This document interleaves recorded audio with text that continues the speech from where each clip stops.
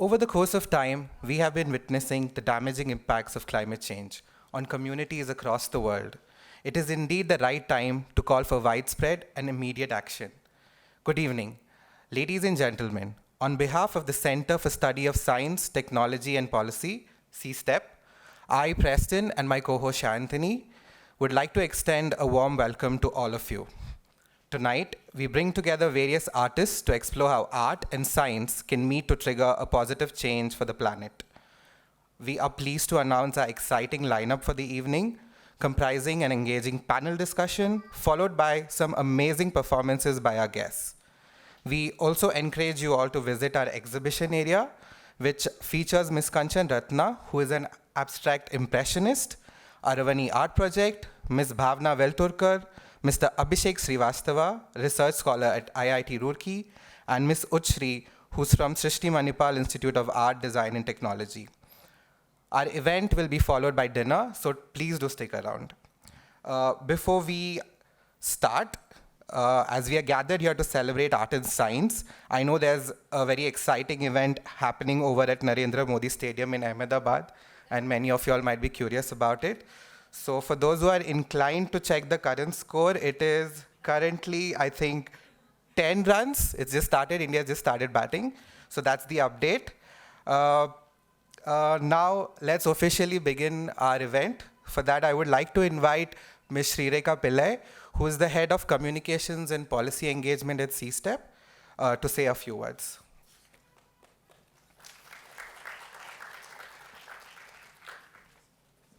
Thank you, Preston. Good evening, everyone. It's nice to see at least some kindred souls here, who have come here despite an exciting cricket match and start of the holiday season. We are here to celebrate the eARTh initiative, where art is at the center of climate action. Needless to say, art connects with all of us and connects us all. We have seen that visual narratives help people process and respond to situations better. Climate tipping points are closer than once thought, and if we want to make a real difference, we need to act now. I would like to quote a haiku by Antti Reisencher, published in the Intergovernmental Panel on Climate Change report. This is how it goes. Today's choices count. A half degree translates into meters over time. Here the reference is to how even a half degree increase in temperature can lead to the rise of sea levels, threatening our coastal cities. One of the leading think tanks of India, the Center for Study of Science, Technology and Policy, has been at the forefront of climate and energy research for more than a decade.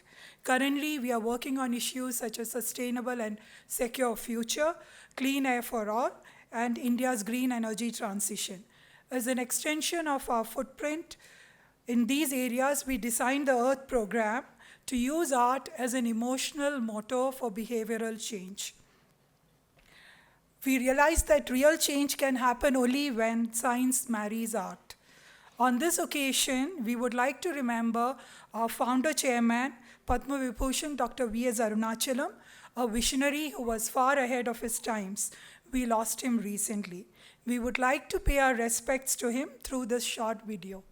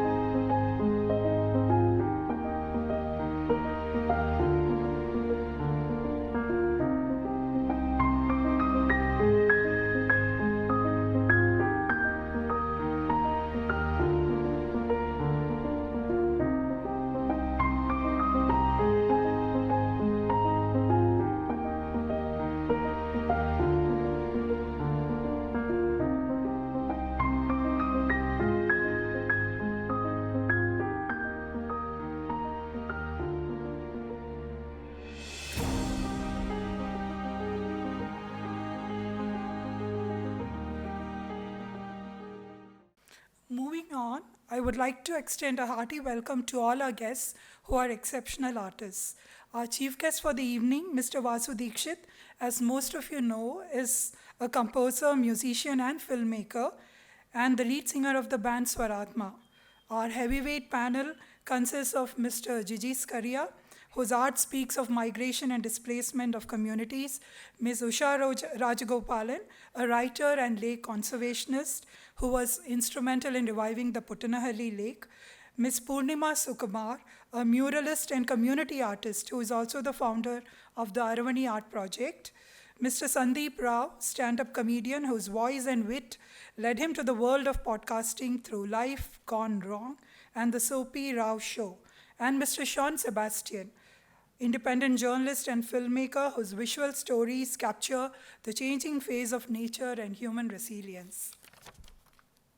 I would also like to extend a warm welcome to the performers of the night, Ms. Anoushka Maskey, singer-songwriter with a unique sound that blends folk music and storytelling, and the brilliant trio, Mr. Vijay Padaki, Ms. Minty Jain, and Mr. Aditya Nair of Bangalore Little Theatre, who are going to put up an international award-winning play on global warming and climate change this evening. A warm welcome also goes out to our exhibitors, Aravani Art Project, Ms. Kanchan Ratna, Ms. Bhavna Veltulkar, Mr. Abhishek Srivastava, and Ms. Utshri, all champions of sustainable art and living. And lastly, a very special welcome to each one of you who has chosen to gift us with your precious time and association. The event wouldn't have been possible but for the support from the Shakti Sustainable Energy Foundation and the India Climate Collaborative. Without much ado, I would like to call on stage my colleague, Ms. Merlin Francis, to introduce the eARTh Initiative. Thank you. Hi. I'd like to begin by reading a short poem I had written a while ago. It's called Superheroes. Is it weird that so many of us want to die, exhausted, afraid, at times not even understanding? If our superpower is manifesting, our thoughts stronger and more powerful, what does it mean then that so many of us are thinking death, preferring death? Who cares about euthanasia laws when we are putting ourselves and each other out every day? What about life? What about laughter? What about each other? Have you noticed it's getting warmer every day? Holi used to be the start of spring. Flowers, birds, bees, and pollination. Life. Life was happening in front of you. Did you see it? Isn't it hot? Did you notice that? It's too hot for spring. It's getting too hot for life. In a movie, this is an apocalypse, a meteor headed your way, an alien attacking Earth, and a superhero to save the world. Did you know you are the superhero? No, superheroes are not as flashy as you were led to believe. They're just messed up people like you and me trying to do whatever with whatever they have. Think about it. But here we are. If heaven and hell are here on earth, are we on our way to hell? If we can build a heaven on earth, are we making hell? Sure is hot. One thing that we were warned about hell. Hello and welcome to the launch of the eARTh Initiative, something that C-STEP has started where art is at the heart of climate action. C-STEP established its communication team about a decade ago with a focus on ensuring high-quality communication. Over the years, this has also evolved into ensuring that scientific research is accessible to citizens through language and the various mediums we use to communicate our research. The eARTh Initiative is a natural progression of these efforts, whereby involving and engaging with artists in the climate conversation, we hope to overcome psychological barriers that hinder citizen engagement and climate action. We have developed a comprehensive approach through the three main components of the initiative. A flagship event, which brings together artists, researchers, and citizens on a single platform to learn about each other's work and find opportunities for engagement and collaboration. An artist collective, the eARTh Climate Collective, built by and for artists. Through the collective, we want to enable the creation of climate art by commissioning art that is collaborative and stresses on climate action. We will also produce a coffee table book on select artists and their work. Finally, we have the Earth Climate Fellowship, where students and young researchers interested in this area will be mentored by our collective members over a period of 9 months to create art related to the topic of climate change with the intention of triggering climate action. The Artist Collective will enable collaborative initiatives in the climate action space, while the fellowship is expected to support students in engaging with the topic of climate change through art with mentorship from the collective. By commissioning art on climate impact, we hope to significantly strengthen creative communication on issues pertaining to climate change. Through the Earth Initiative, we want to inspire climate action and prompt positive behavior change through art. We will do this by bringing together environmental artists to explore ways in which art can make people act to protect our environment, bridge the gap between impassionate scientific research and the emotional outpouring of art, and build a community of artists and communicators who can highlight the climate crisis in an accessible and meaningful manner and mentor students to co-create art. I would once again like to welcome all of you here today and hope you enjoy today's program. I would now like to welcome Mr. Vasu Dixit to inaugurate the event by watering this tulsi plant, symbolizing an auspicious beginning to the initiative. We seek your blessings for the success of this initiative. Thank you.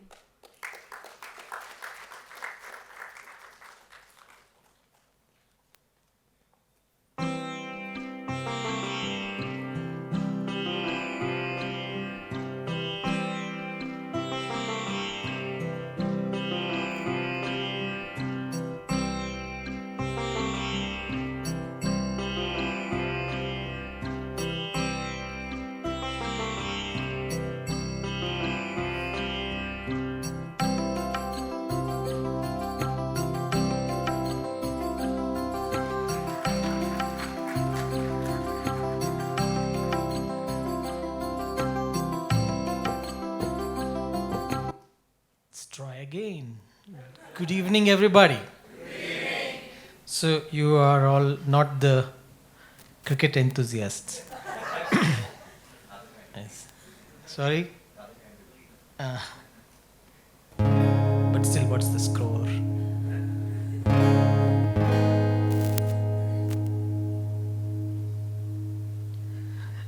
My name is Vasu Dixit. I'm a musician and I'm glad to be part of such an initiative. And I'm more than glad that my music and art is part of such a movement, and I hope you enjoy this, and I hope my music reaches to all of you, and let's have a good evening.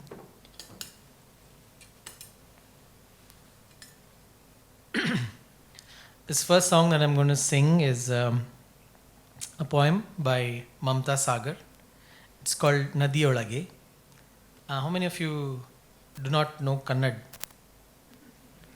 Oh, okay. Well, who don't know Kannada will know Kannada.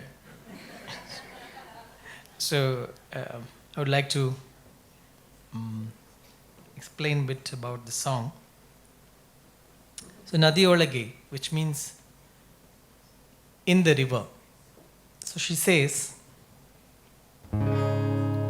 in the river, I see the reflection of the sun, the sky, and the cloud.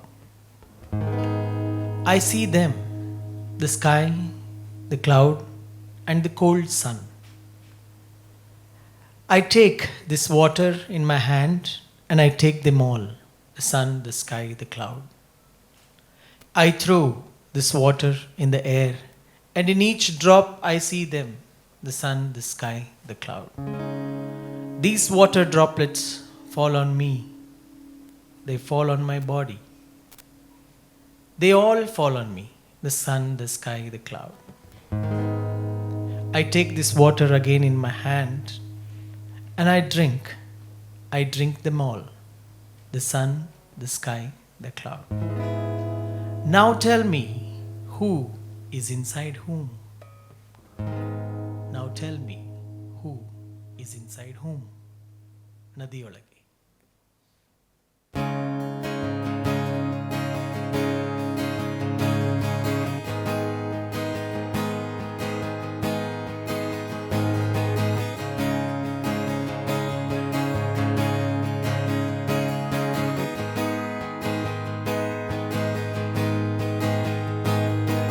ನದಿಯೊಳಗೆ ಆಕಾಶ,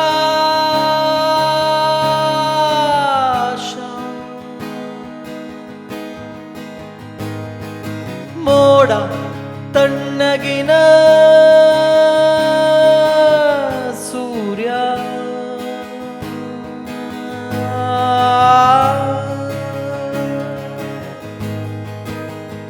ಆಹಾ,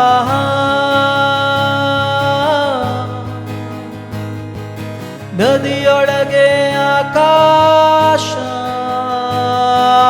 ಮೋಡ ತಣ್ಣಗಿನ ಸೂರ್ಯ,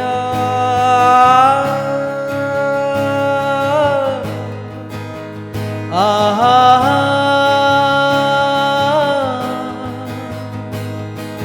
ನದಿಯೊಳಗೆ ಆಕಾಶ, ಮೋಡ ತಣ್ಣಗಿನ ಸೂರ್ಯ, ನನ್ನ ಬೊಗಸೆಯಲೊಂದು ನದಿ, ನನ್ನ ಬೊಗಸೆಯಲೊಂದು ನದಿ, ನನ್ನ ಬೊಗಸೆಯಲೊಂದು ನದಿ,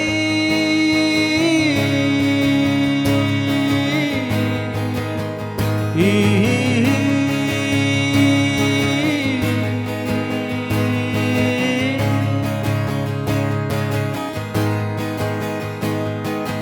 ಮೇಲೆರಚಿದರೆ ಹನಿ ಹನಿಯಾಗಿ ಚೆಲ್ಲುವುದು ಮೈ ಮೇಲೆ, ಮೇಲೆರಚಿದರೆ ಹನಿ ಹನಿಯಾಗಿ ಚೆಲ್ಲುವುದು ಮೈ ಮೇಲೆ, ನದಿ ಆಕಾಶ ಮೋಡ ಸೂರ್ಯ, ನದಿ ಆಕಾಶ ಮೋಡ ಸೂರ್ಯ, ನದಿ ಆಕಾಶ ಮೋಡ ಸೂರ್ಯ,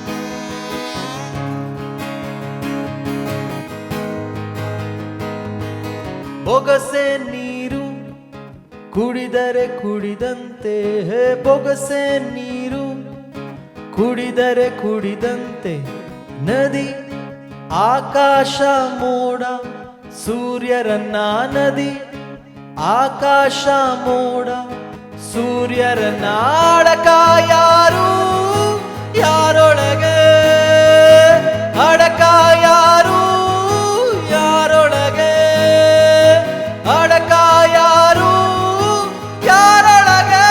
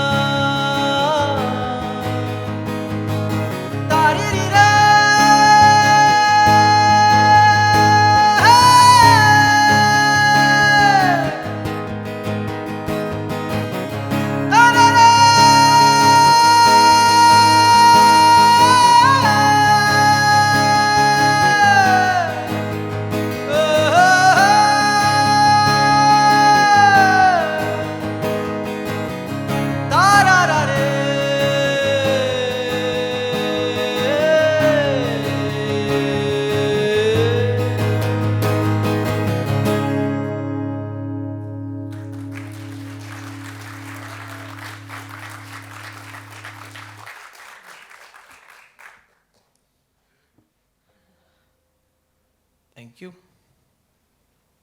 So, I'm from Mysore. How many of you are from Mysore? Anybody? Ondu, eradu, muru. Yes. Others have been to Mysore? At least, yes. Thank you. There's a little bit of, lot of Mysore in me. For example, laziness, procrastination,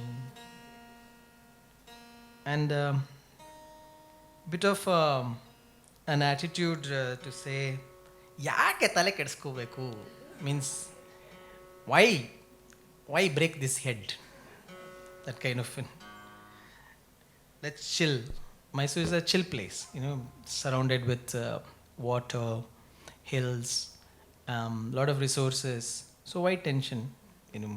We get up aram se, and then we open the shops only by 11, and then we have a afternoon siesta, come back in the evening, open if possible, then close early, go to bed early, watch some serial, read the evening daily newspaper called Star of Mysore, and watch some serial and sleep early. So during my travel from Bangalore to Mysore, in the train, I would witness some interesting conversations. One of the conversation was between this old lady and a few young men who are obviously from the agricultural background, and they were debating about whether we should have water for ourselves or we should give it to our neighbors. And as we see now today, still the debate is on, and it is a political game every year. And just 2 days back, I saw when there was waterlogging in the city, and then somebody sent a mean meme saying, oh, Karnataka is giving water to Tamil Nadu via Hosur Road. It's all like blocked. So yeah, coming back to this conversation between this old lady and young men, and young men were obviously like, hey, water is ours, we should not give. If we give, what will we do? And old lady was like, dude, it is water, let it flow. Personally, I don't know why we still build dams and all. Of course, we have electricity, thanks. But yeah, we are where we are. But the old lady was like, how much can we hold? And how much do we keep controlling? Let it flow and things. And the whole debate went on for quite a while. And when she was getting down, the old lady, before Mysore, she got down near Srirangpatna somewhere, and she said, we all can keep fighting, but have you ever thought of what the river, mother river, is feeling while her children are fighting over the other side of the bank of the river? So that gave an idea to a song called Pyasi, which is a song that I play with my band, Swaratma. Anybody heard of Swaratma? Oh, okay, not bad. Thank you. So Swaratma, we sing this song. This is called Pyasi, which is the lament of the mother river. And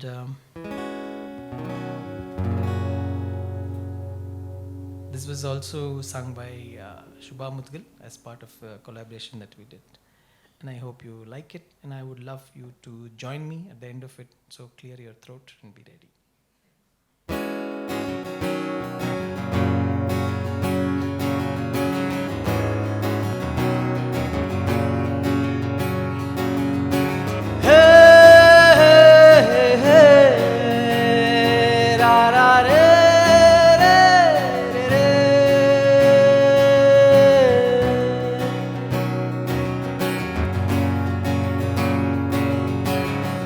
प्यासी हूँ मैं तुमको पिला के, थक गई हूँ मोड़ों पे रुक के।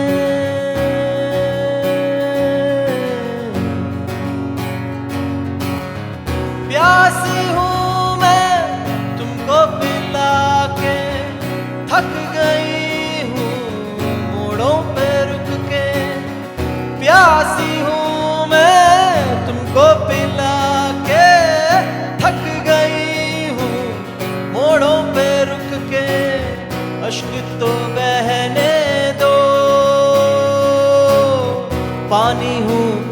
पानी रहने दो।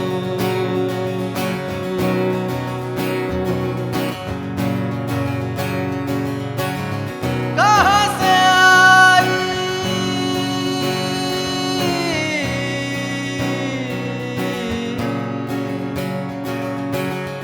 कहाँ से आई कहाँ है जाना, किसकी बोली बोलना है अब।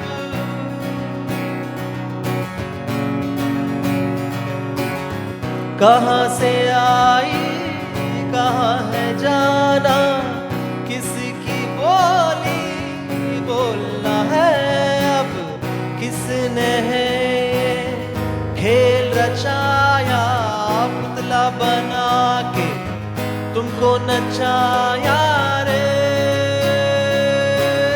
प्यासी हूँ मैं तुमको पिला के, थक गई हूँ मोड़ों पे रुक के।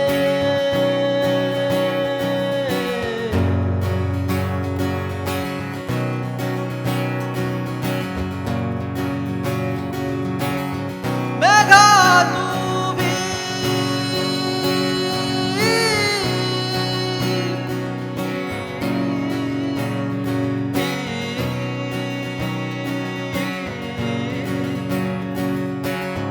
मेघा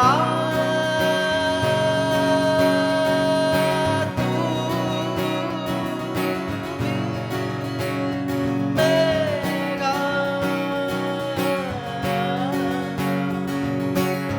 मेघा तू भी लौट जा रे, घर समंदर भूल गई हूँ।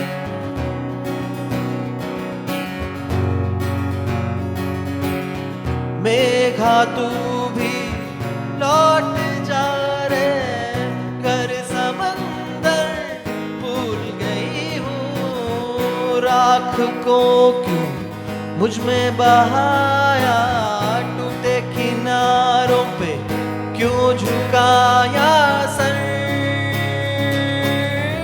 प्यासी हूँ मैं तुमको पिला के, थक गई हूँ मोड़ों पे रुक के। प्यासी हूँ मैं तुमको पिला के, थक गई हूँ मोड़ों पे रुक के। अश्क तो बहने दो, पानी हूँ पानी रहने दो।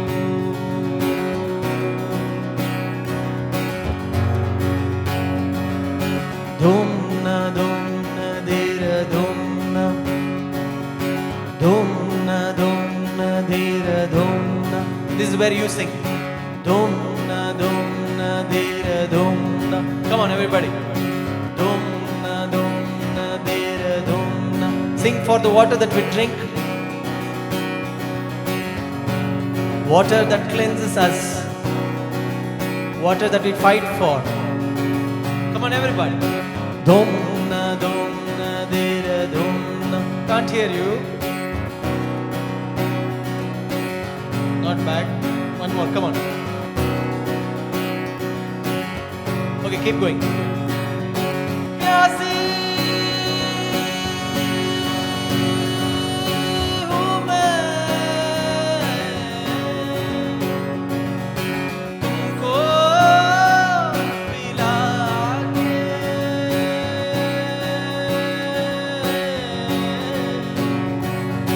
प्यासी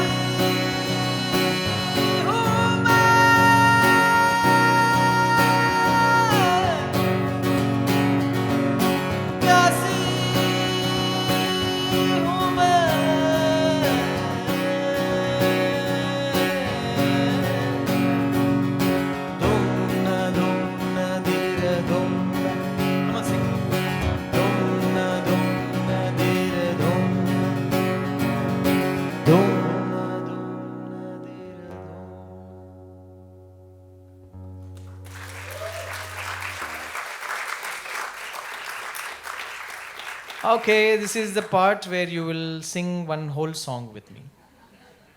Yeah, I'm serious. Yeah, we will give you lyrics of the song so that you don't. I also keep the lights on the audience. I want to make sure everybody's singing, and whoever is not singing will be pointed out. So this one is in Kannada. How many of you have sung a Kannada song before? Okay, so many who have not sung a Kannada song. So this is the first time. Yeah, welcome to the debut show. So this is a Purandaradasa song, and it is not about climate change. And this one's called Ragi Tandira. But I like to sing this song because, as you all know, Ragi is a millet. Yeah. And this year is also declared as the International Millet Year. And we should eat food of our local harvest. So please do sing. These are all good words. And trust me. Okay, we do a vocal test before we sing. Ragi!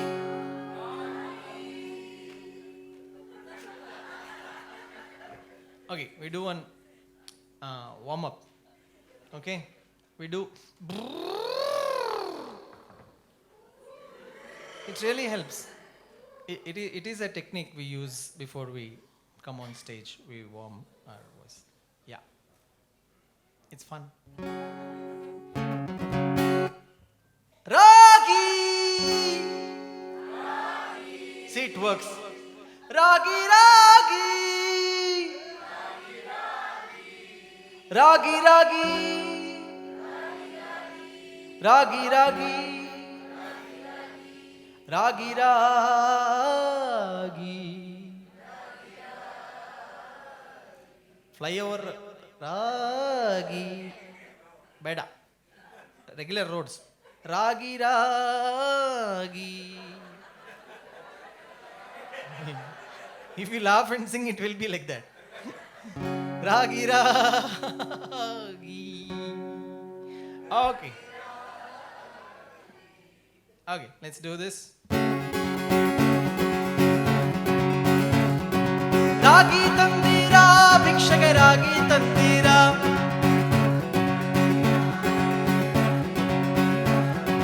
Ragi Tandira, Bhikshaka Ragi Tandira.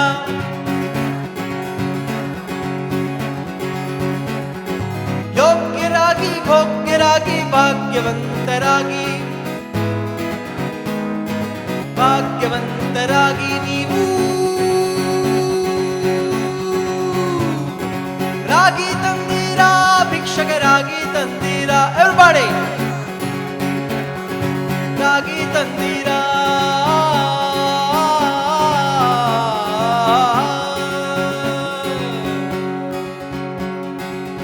Not bad, no? Kannada is okay. Yeah? Okay, first verse. ಅನ್ನದಾನವ ಮಾಡುವರಾಗಿ ಅನ್ನ ಛತ್ರವನ್ನಿಟ್ಟವರಾಗಿ. At least pretend that you're singing, no? Some sound should come. ಅನ್ನದಾನವ ಮಾಡುವರಾಗಿ ಅನ್ನ ಛತ್ರವನ್ನಿಟ್ಟವರಾಗಿ. ಅನ್ಯವಾರ್ತೆಯ ಬಿಟ್ಟವರಾಗಿ ಅನುದಿನ ಭಜನೆಯ ಮಾಡುವರಾಗಿ. ರಾಗಿ ತಂದೀರಾ ಭಿಕ್ಷಗೆ ರಾಗಿ ತಂದೀರಾ. Everybody! ರಾಗಿ ತಂದೀರಾ.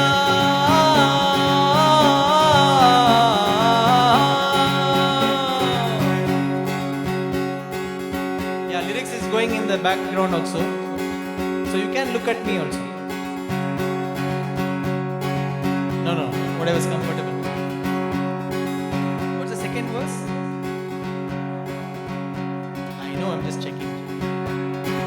ಮಾತಾ ಪಿತರನು ಸೇವಿಪರಾಗಿ ಪಾಪ ಕರ್ಮವ ಬಿಟ್ಟವರಾಗಿ. ಮಾತಾ ಪಿತರನು ಸೇವಿಪರಾಗಿ ಪಾಪ ಕರ್ಮವ ಬಿಟ್ಟವರಾಗಿ. ಪ್ರೀತಿಯ ಬಾಳನು ಬಾಡುವರಾಗಿ ನೀತಿ ಮಾರ್ಗದಲ್ಲಿ ಖ್ಯಾತರಾಗಿ. ರಾಗಿ ತಂದ ರಾಗಿ ತಂದೀರ ಎಲ್ಲರೂ ರಾಗಿ ತಂದೀರ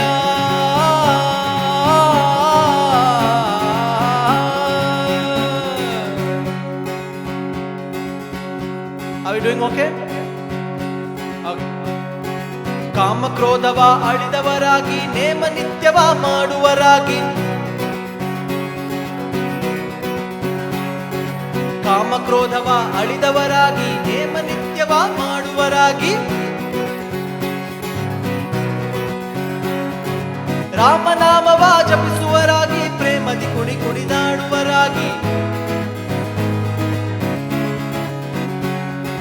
So in this line, Purandaradasa says, take the name of your Lord. Lord can be anyone. He is saying Rama, but doesn't have to be the blue painted man. Rama can be anyone. Allah, Yeshu, Guru Nanak, Buddha, Virat Kohli, if he plays well today, or Deepika Padukone, anyone. Your God is your God. My God is my God. My prayer is mine and yours is yours. But we all are one in that prayer, and hence we all are one in that God. So it doesn't matter. So he says, if you take the name of the Lord with utmost devotion, that's the most important thing. With utmost devotion, your whole life will become a dance of love. ರಾಮನಾಮವ ಜಪಿಸುವರಾಗಿ ಪ್ರೇಮದಿ ಕುಣಿ ಕುಣಿದಾಡುವರಾಗಿ ರಾಗಿ ತಂದೀರ ಭಿಕ್ಷಗೆ ರಾಗಿ ತಂದೀರ ಎಳ್ಬಡೆ ತಂದೀರ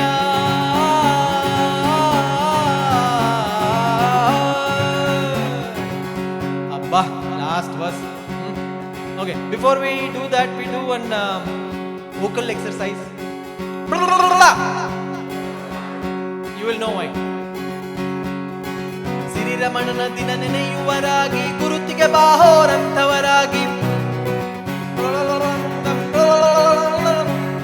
That's all. Anything will be accepted.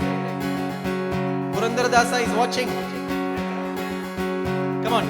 ಸಿರಿರಮಣನ ದಿನ ನೆನೆಯುವರಾಗಿ ಗುರುತಿಗೆ ಬಾಹೋರಂಥವರಾಗಿ ಕರೆದರೆ ಭವವನ್ನು ನೀಗುವರಾಗಿ ಪುರಂದರ ವಿಠಲನ ಸೇವಿಪರಾಗಿ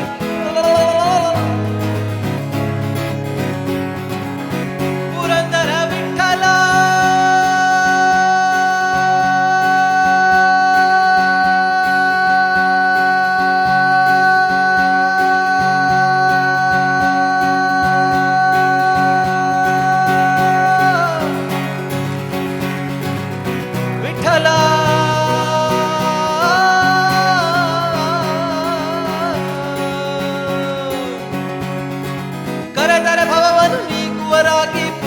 ವಿಠಲನ ಸೇವಿಪರಾಗಿ ರಾಗಿ ತಂದೀರ ಭಿಕ್ಷಗೆ ರಾಗಿ ತಂದೀರ everybody ಯೋಗ್ಯರಾಗಿ ಭೋಗ್ಯರಾಗಿ ಭಾಗ್ಯವಂತರಾಗಿ ಭಾಗ್ಯವಂತರಾಗಿ ನೀವು Come on. Ragi ತಂದೀರ ಭಿಕ್ಷಕರಾಗಿ ತಂದೀರ everybody let me see your hands clapping come on ragi ತಂದೀರ ಭಿಕ್ಷಕರಾಗಿ ತಂದೀರ everybody louder smile ragi ತಂದೀರ ಭಿಕ್ಷಕರಾಗಿ ತಂದೀರ smile smile smile last 3 times come on ragi ತಂದೀರ last 2 one last time ಭಿಕ್ಷಗೆ ragi ತಂದೀರ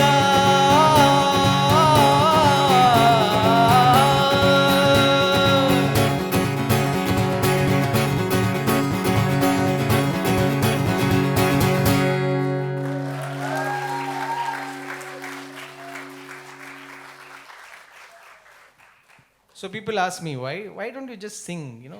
Leave us, you sing. But it's so much fun when everybody sings and everybody enjoys. there's a collective energy. With these good words, there are so much positive vibration that we all can feel.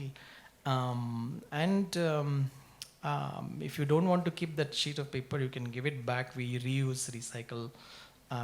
Don't just keep it in your purse and it's not used forever. So if you want, please do keep. If you don't want, please return, or you take a picture and return it. We'll reuse next show. My name is Vasu Dixit. I'm a musician from Bangalore, and please do follow me on Instagram. More followers, more shows. That's how it works, and I'm glad to be part of this. They said you're a keynote speaker. I said I'll be the keynote singer, because I know the key in which I'm going to sing. Sorry. So I'm glad that art and music could be part of such serious discussions like climate change, which is where we all are involved. Because I believe that music, from where it comes and to where it has to reach, is the same place. Whether it's the creator or the listener, they both land or take off the music note, or the composition takes off from the same place and it reaches the same place. So that space is very pure. And in that pure space, we can talk about anything. We can talk about love, we can talk about peace, we can talk about climate change, we can talk about anything. So it's a very sacred space, and that's why I believe music can be more than just entertainment. It can have powerful messages, which, like in Ragi Tandira, many saint poets like Kabir or Purandaradasa or Basavarna, a lot of people, Bob Marley, U2, and you name, all of these people have said such great, profound things with music. And of course, all other art forms as well. So I believe that there is immense power in music, but it was also very, very gentle as a tool compared to bombs. So music has always been that small bombs bursting in all our hearts and minds. And I'm very glad that I am just one of the mediums for this art form to send a message across. So thank you for calling me and being part of this lovely initiative. And enjoy your evening and hope you have a great time. Thank you.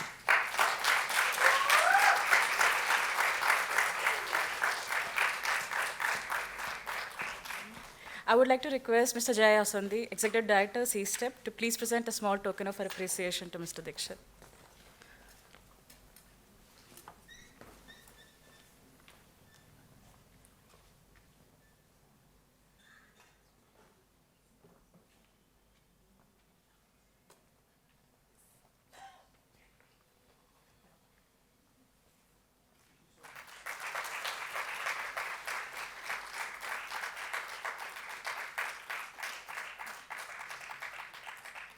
Thank you, Jay.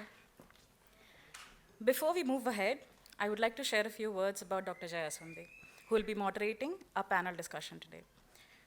Following the footsteps of Dr. V.S. Arunachalam, Jay's journey at C-STEP began in 2009, and since then, he has been working on varying projects and mentoring teams across areas spanning climate, energy, and urban development. He has been a strong proponent of science communication and the need for addressing the gap between scientific research and its dissemination for encouraging citizen engagement. His broader research interests lie in decision-making and the development of decision support systems for diverse public policy problems. I now invite Jay to please come up on the stage and introduce the panelists to take the discussion ahead. Thank you, Shantini. Warm welcome to you all again. I'm really stoked is the word I'll use today. Thanks to Vasu's phenomenal performance. Let me also state that I watched the Swaratma band in, again, a very closed quarters at the Indian Institute of Management, and it really hit me hard, not only vocally, but also from the message that they put out. And I'm really, really happy that he was part of the evening today and was able to provide this to many of you who have not experienced or been part of been to any of their shows before. I will now like to have a short, small panel discussion with my co-panelists. I'll just invite onto stage. First is Gigi Skaria, who completed a Bachelor's of Fine Arts from the College of Finance in Thiruvananthapuram and a Master of Finance from Jamia Millia Islamia. His creative repertoire includes a range of media such as digital art and video, photography, installation, sculpture, and painting. His work has been exhibited in major curated exhibitions and biennials across the world. Please welcome him onto stage. I'll also like to invite Ms. Usha Rajgopalan. She is a writer, translator, and lake conservationist who has won the Federation of Indian Publishers Award and Commonwealth Short Story Prize thrice consecutively. As the Homi Bhabha Fellow 2023 to 25, she is writing a memoir on the Putanahalli Lake experience. Please invite her onto stage. Please turn on the lights on the... Thank you. I would like to also invite Ms. Purnima Sukumar. She is a muralist and a community artist who uses wall painting to increase community engagement, social participation, and social awareness. She is the founder, creative director of the Aravani Art Project, which is a trans women and cis women-led art collective. Please welcome her onto stage.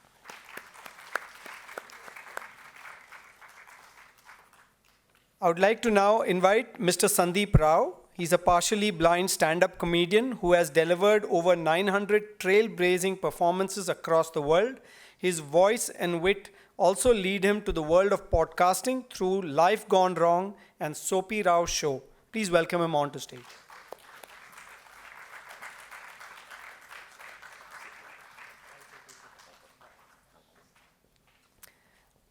Last but not the least, Mr. Sean Sebastian is a filmmaker, an independent journalist, and co-founder of Drogpa Films.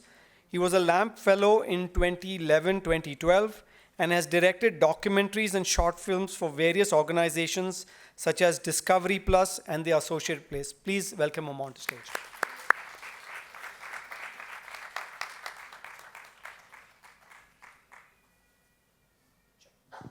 Check.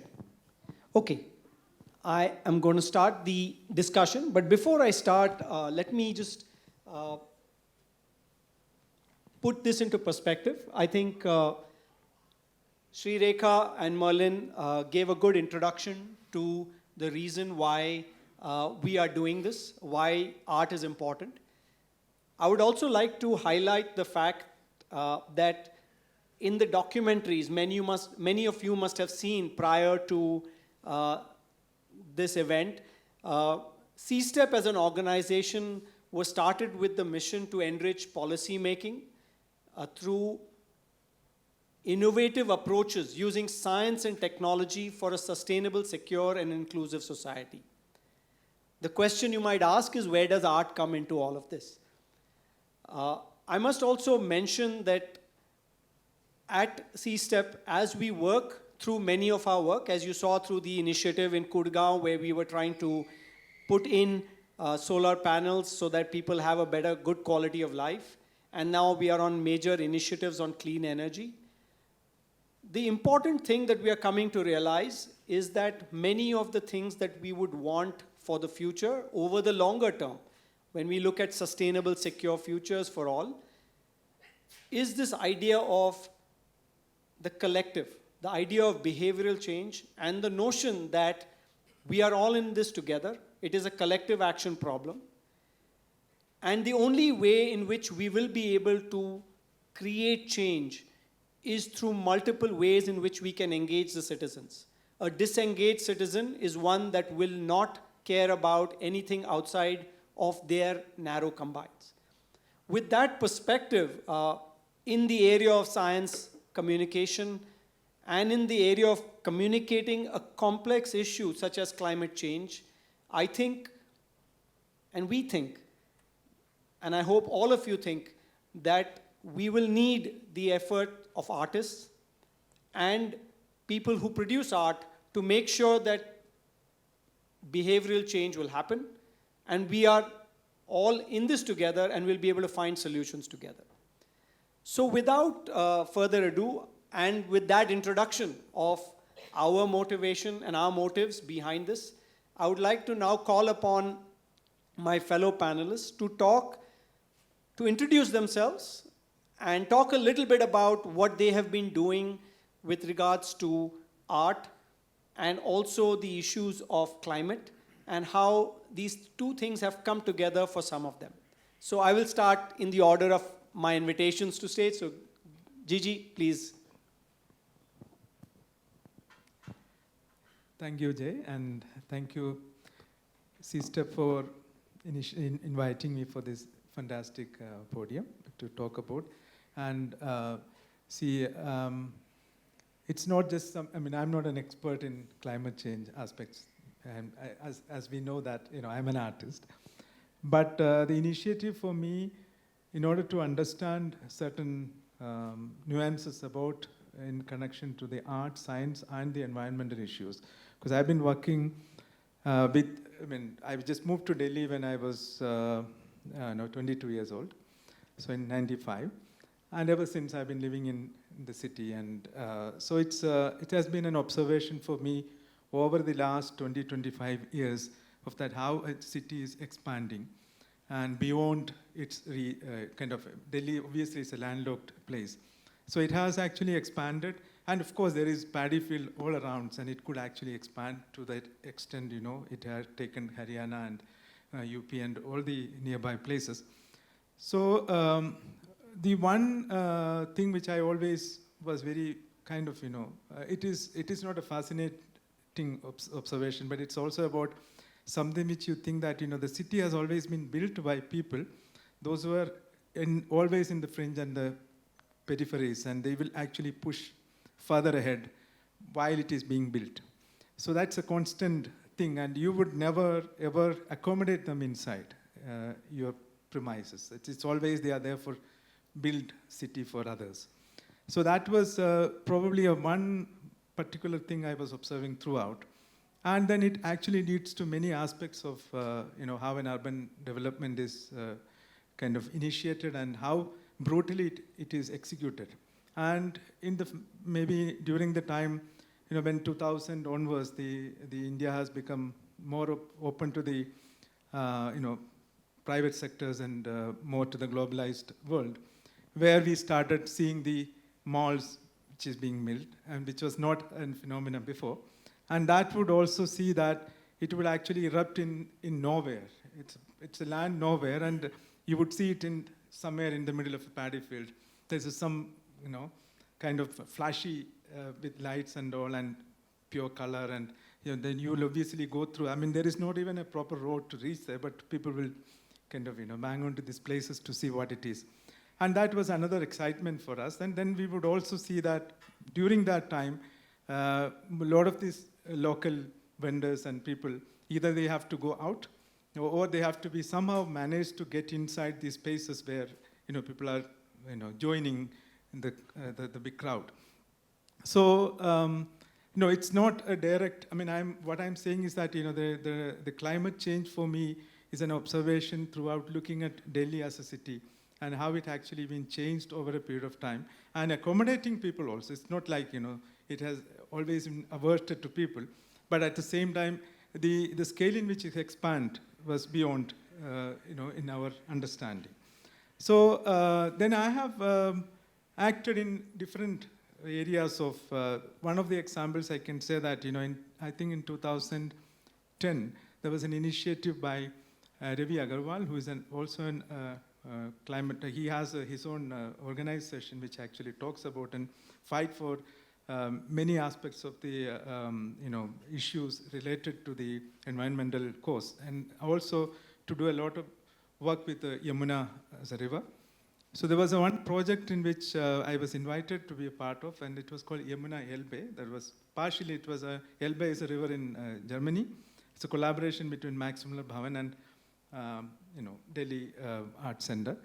So I kind of, they were planning to do, the whole plan was to use the river bank of Yamuna in order to do the installations and things, whatever happening. It was an event which actually were there for almost 10 days. And what I proposed was to make a fountain, which was quite, it's almost 2-story building height. And I was kind of taking water from the Yamuna and through a quite, pressure pump, and which actually shoot up through the fountain, and it comes on top, and it again and it goes back to the river. So the whole idea was to kind of, when it goes through different steps, because the fountain had many layers, it's almost like 5-6 kind of stories. So it actually, when it goes up, it will actually get purified in each stage. So the initial plan was to have some purifying plants within the fountain setup, so that once it comes out, you can drink water.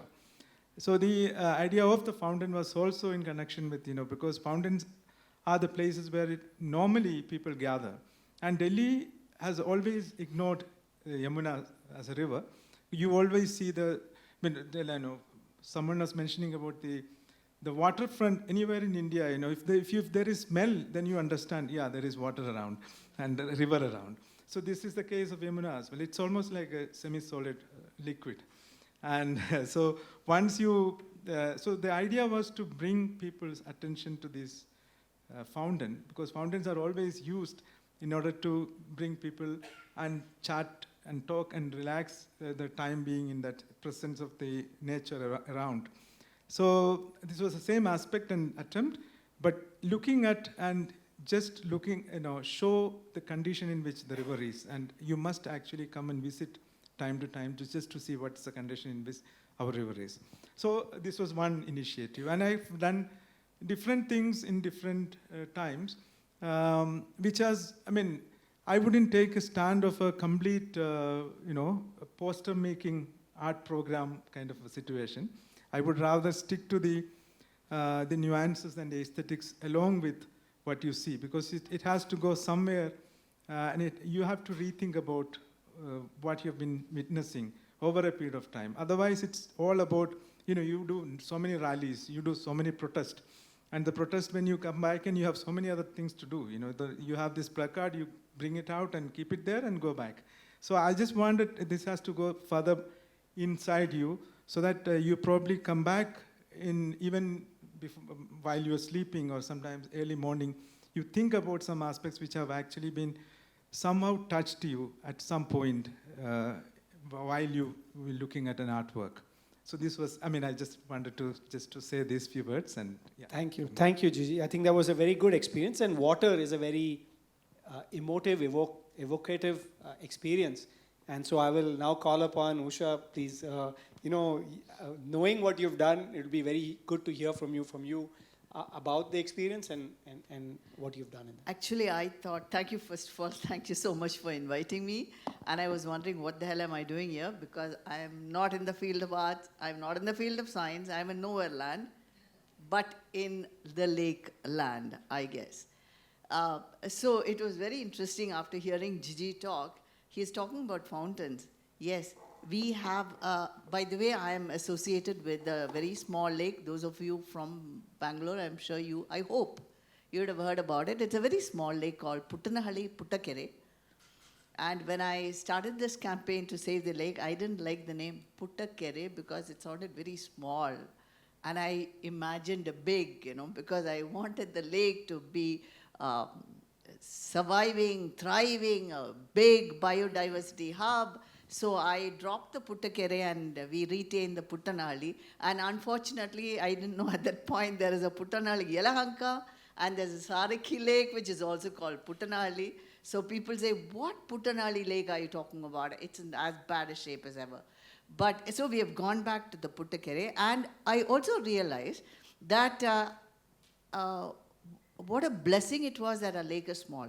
Because the bigger the lake, the more points from where sewage can come in, the more places from where, because he's talking about Yamuna, and I shudder to think about all the points of sewage that's going to enter the river, the lake. So this was what my field has been about, but I must also tell you, I am a very accidental conservationist. If I hadn't happened to see this lake from my balcony and I didn't feel guilty about it, if my house had been facing the other side, I would have written many more books. And perhaps I may not be sitting here. So this, the biggest challenge for us, I really don't know how, I've never thought about art in this aspect at all. Because according to me, the three classes of people who are important in conservation is, first of all, the bureaucracy, for me specifically BBMP, lakes, that too. And secondly, the environmentalists. So now the idea that the government officials have, the engineers have of a lake is as a catchment, rainwater catchment. So they will desalt it, make it into a soup bowl so that maximum water is retained. And you will have an island and a walking path around it. That is their vision of a lake, of a tank. Actually, the lakes in Bangalore, are tanks. So, but for ease of community, because I keep saying Puttanali Lake, I'll continue to see lake. So that is their view of a lake. Now, what are the environmentalists going to say? People are so concerned about the ecosystem. They want shallow water. They want lots of trees around. They want a wild look in that lake. Now, for an urban lake, if something is seen to be wild, then it is going to be, it's going to cease to exist. And now the third, the faction, the third person in all this is the public. Neither the bureaucracy, neither the BBMP, nor the ecologists can ever hope to sustain their vision if they are going to exclude the public, who are finally the end users of that space, and they are going to be either killing it or helping it survive. So that is actually what my friends and I in PNLIT, that's the name of our trust, this is what we have been doing. We are taking it's not just the environmentalists or ecologists that we had, handle, but also the ideas from BBMP, the BWSSB, Pollution Control Board. We take the little bits of the points they have to make, along with the environmentalists, the tree experts, the ornithologists, and share it with the community, with the public, in order to sensitize them. So actually, we act like a conduit. I think the idea of art conveying the importance of the ecosystem is what we are actually doing, but in a different sense, in the sense of bringing the people over, getting them involved in some way or the other, because ultimately the community has to own the lake. They have to become stakeholders. Only then this is going to survive. So from 2010 to 13 years is a long time. I am hoping we'll have a longer stint. I'm fairly confident because, as I was telling them, from day one we have been maintaining the lake with the donations that we get from the locality, and we continue to do that. So in fact, for Independence Day, one of the apartment complex layouts there, they invited us. And they said, I thought, okay, flag hoisting, fine. So we went there, and they gifted us with a check of 1 lakh rupees.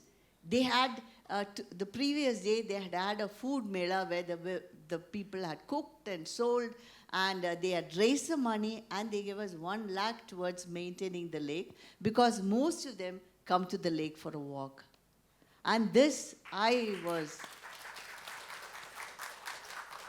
So sometimes when we think about the difficulties that we have in, handling the different officials, and then we see the love that we get from the community, I think it is worth it. And we would also like people to understand what an absolute pleasure nature is. We walk in, we are so much engrossed in ourselves that we don't even see when a bird is, you don't hear the bird singing. You don't see the butterfly flying. What are you there for?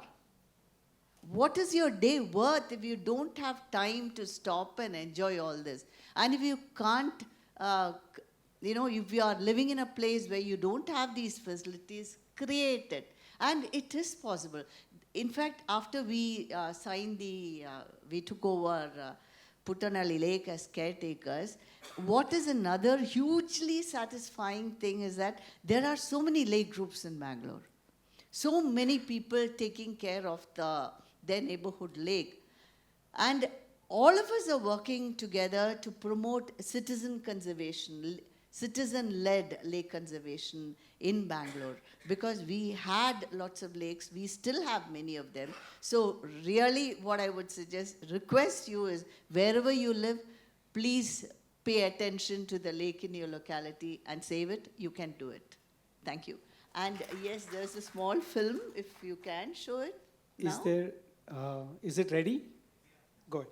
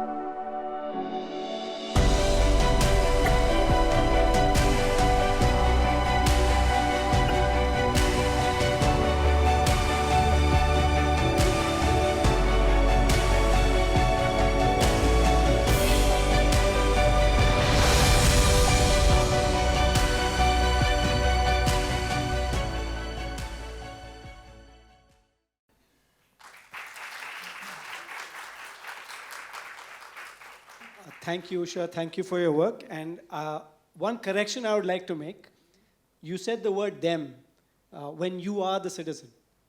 You are also the citizen and you are that entity. So thank you again for your work. And I think that's wonderful to be able to be, and that is why you're here. You're here because you represent the citizen and what they can do if their mind is put to it and are able to do that. Yes, in fact, I really feel privileged actually to be able to do this work. And I said it is a privilege which has got extended this, which I got this invitation because of the lake. And so really, once again, thank you so much, everybody. All right, thank you. Moving on to our next panelist, Purnima. Oh, you have a mic. Yeah. I think now we go from water, very evocative, to something more broader in terms of citizen art. And so please go ahead. Yeah. Hi, good evening, everybody. In a nutshell, because there's a lot to what we do, I represent a collective called the Aravani Art Project.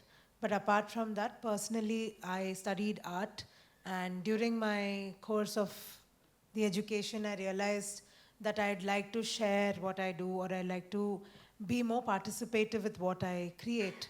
And that has led me to several projects where I've worked on and with several communities.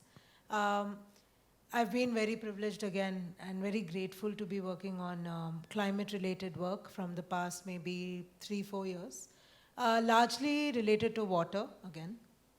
I'll talk about the recent project that happened in the Bundelkhand region, which is one of India's most driest regions.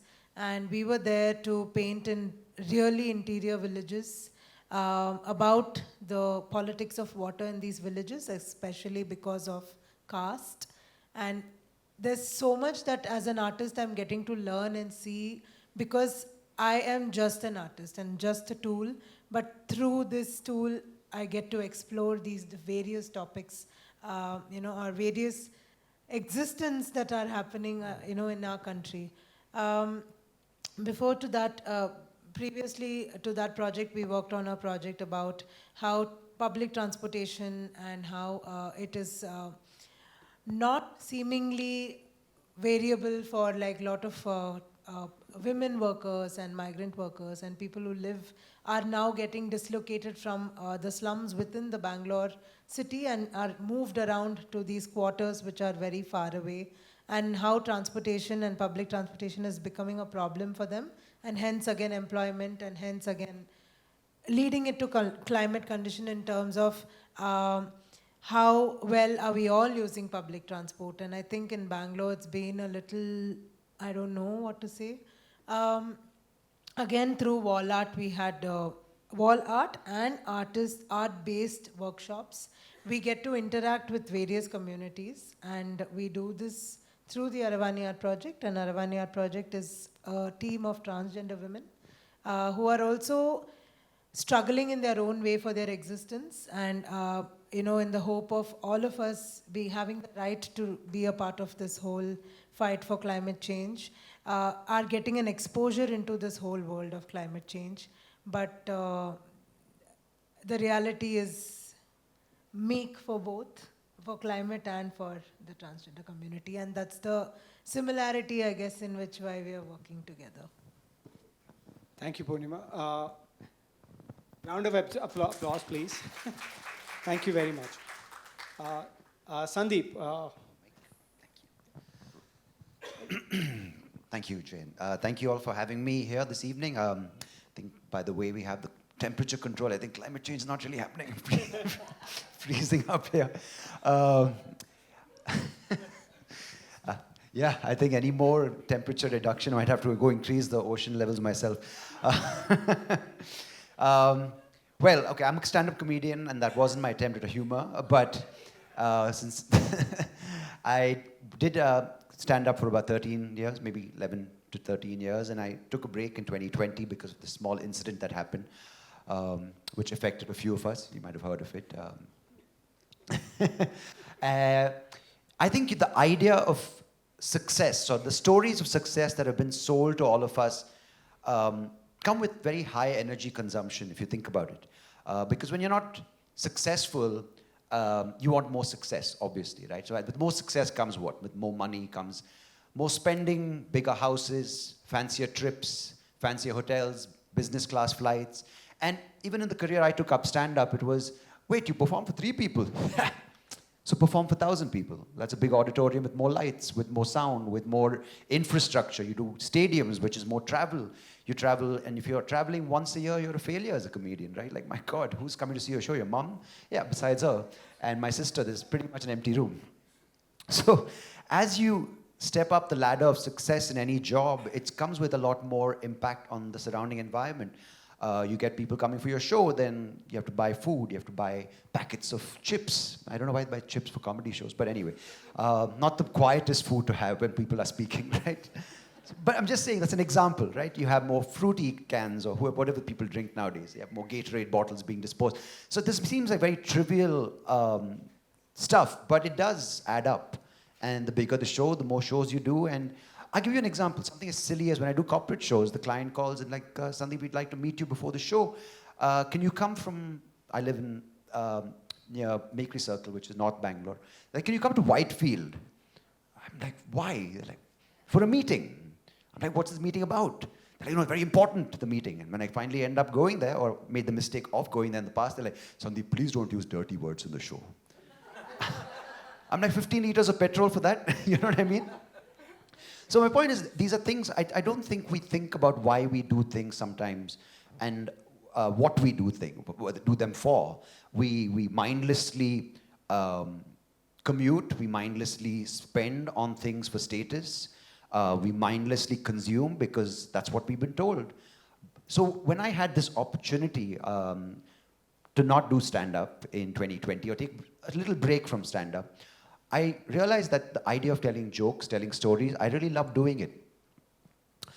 But many times the other stuff that surrounds it, which is the travel, which you're supposed to be seen doing, 15 trips a month, wow, he's a successful comedian, he's doing a 10,000-seater room, are they as important? Because, of course, it's lovely to have audiences laugh at you, or laugh with you, or laugh along with you, but can I re-evaluate what is important? Like, is it only getting the 1,000-seater shows or the 10,000-seater shows or traveling on first class to New York to do a show at Madison Square Garden? Are these the primary reason why I'm doing stand-up? And as a result, I've taken a bit of a break because, the jokes are not coming. No, but I also got into this medium called podcasting where I talk to people. And when I did Life Gone Wrong, which was a conversation-based podcast, I realized because of the pandemic, because of the softwares and technology like Zoom and better home microphones, I can talk to people around the world about topics, and Life Gone Wrong is about adversity. But now with the Soapy Rao show, I talk to people from all walks of life, with all interests, with all kinds of areas of focus. And as a result, I'm able to quench my thirst for knowledge, but also bring the world to Indian audiences, and Indian audiences being, of course, around the world, and bring these conversations to anyone who's willing to listen. And I think what happens sometimes, we get so caught up in our own head about our problems, we forget to understand that it's called global warming, right? Not Bangalore warming. And I think that's sometimes important to acknowledge because we all are in this together.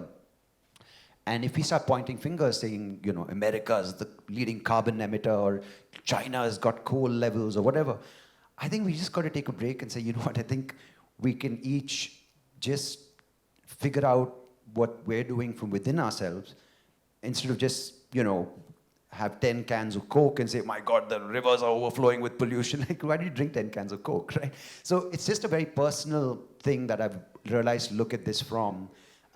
Because if I can come and talk here, and next thing I go tomorrow and again go back to the same thing, I need 1,000 people to come to my shows, I need to travel more, I'm kind of the part of the problem in that sense. So I think just starting the conversation from within has helped me realize how to even start looking at the problem, if that makes sense. Yeah. Thank you, Sandeep. I think comedians are the mirror in a humorous way to show us the dark side of ourselves. And I appreciate your and also your pivoting, that you looked at it quite sincerely. I must also say that Sandeep carries around a metal bottle with him all the time, so he's always making sure he's consuming sustainably, and I think that's a lesson to all of us. Thank you again. That's okay. Whatever you carry, yeah, as long as it's your own container. With my attempt at poor humor, thank you very much. I'll now call upon Sean Sebastian. He's a filmmaker, but I think he also a journalist. So please talk about the work that you've been doing. Yeah, thank you, Jay. Thank you, C-Step, for having this very fascinating event. I think it is a very novel idea to bring artists and storytellers and scientists, academicians, and fellow eco-enthusiasts together on a common platform to talk about a very urgent issue and then how to have the climate action forward. To begin with, I started my career as a LAM fellow. I worked with a member of Parliament for about 11 months. So that is where, of course, the lawmaking happens, and then I had a close insight to the area there. And then over the years, I shifted my area of interest to media and journalism, and then documentary filmmaking.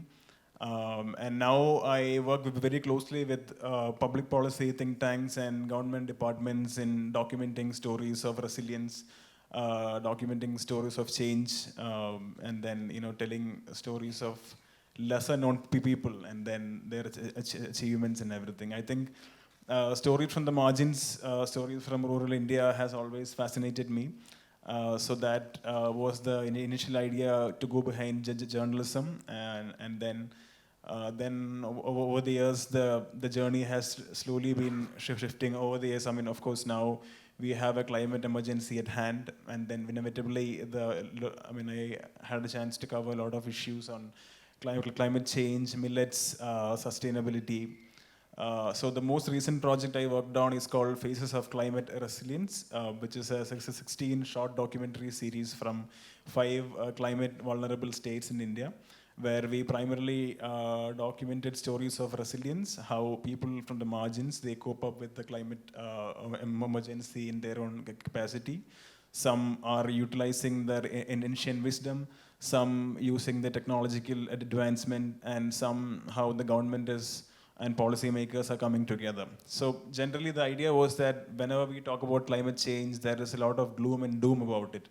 Over the last 30, 40 years, the mass media and the artists in general have done a great job in sensitizing the issue in general. I think the facts are well established. We know that glaciers are melting. We know that wildfires are on rage. We know that droughts are hitting across. And then we also know that the people who contribute least in terms of greenhouse gas emissions are being the most affected lot. So it is with that reality that I think these stories have to be told. So I think when we talk about art, I think we are at a crucial crossroads at the moment now, as we know that the problem is well established. So now what is next? So now I think over the last few years or a decade or so, the word climate resilience has in a way gave way to climate resilience, and maybe climate adaptation and climate mitigation, because we all need to think about the way forward, because it's only the stories of hope and resilience and a better future can drive us ahead. And to tell these stories, we need data. Of course, we need scientists, we need policy makers to give us data, because the entire base of all the policy, lawmaking, and our understanding are based on the data. But there is also a realization that it is not just the data, we need human emotion to come with the data. I think that's where the role of art and artists come into play. Because mere data after a point, because climate change itself, it's a science, and there is a larger notion that science involves a lot of jargon. And unfortunately it is, because science is complicated for a reason. And I think, but I think what artists and creatives can do is less complicate things and then make it appealing to everyone. And I think that's what is needed, and I really feel that this platform will help in that direction. Yes, again, thank you for having me here. Yeah. Thank you, Sean. So before you put your mic down, I think you've been patiently listening to everyone, so I will go on the next question with you first. And you did already touch upon some of the things we will discuss today, but let's start with a fairly narrow thing is, when you were engaging with various people, what were the challenges you faced when you were engaging with the public? Like, let's restrict it to the public first, and then we'll go to the others. What are the challenges you faced when you were engaging with the public with regards to the type of work that you were doing? So I think to answer this, the engagement comes on two levels. One, while engaging with the grassroots communities who are affected by the climate change, that's one. And the next would be to whom your films are addressed or targeted, the viewers. Films or the media arts in general, all the practices.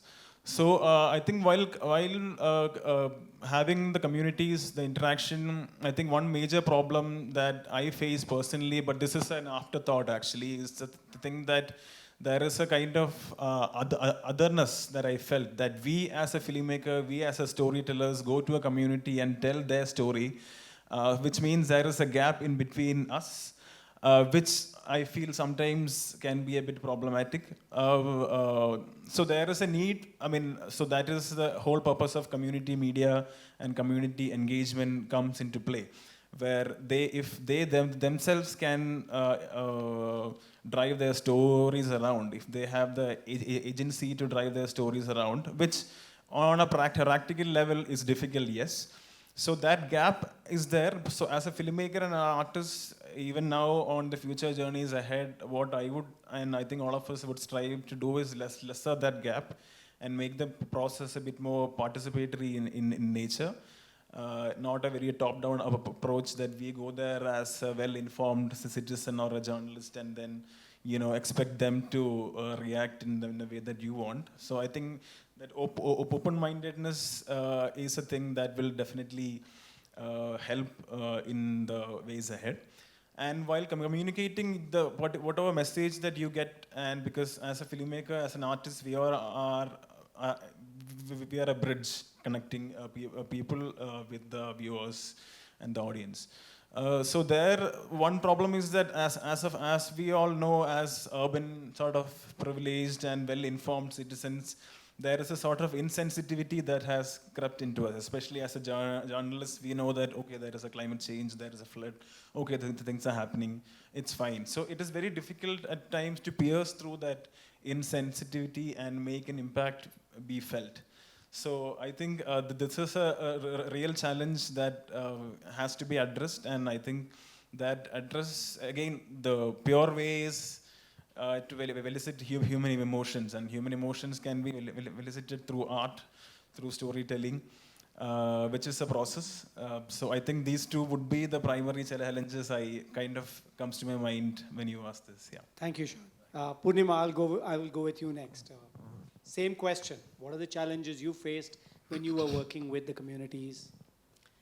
I think largely the challenges have been because we work closely with the participation of the community, and also for them to be able to even acknowledge this as a problem out of the several problems that they already have.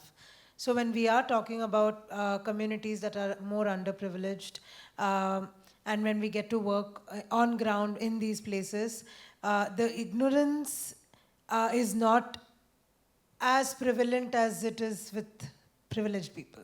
But the kind of issues that they face on an everyday basis is much more harsh than what we think about. So for them to solve their everyday issues become much more larger than the bigger cause that we all seem to think is the biggest cause. So I think the challenge for me lies there, for them to understand that all problems are, I'm not saying they're equal, but for them to also be part of the solving is something they feel like they're not. Because automatically when they feel like they're not from a privileged background, they feel they're lesser intellectual or lesser creative or with lesser rights to be able to speak up. So we try and initiate them to participate in telling us how can we solve this from your angle? Or how are you already solving it in your slum or in your dwelling? and to use that knowledge and wisdom as something that we convert into artworks, or we convert into acknowledging the efforts that they're taking despite their everyday struggles.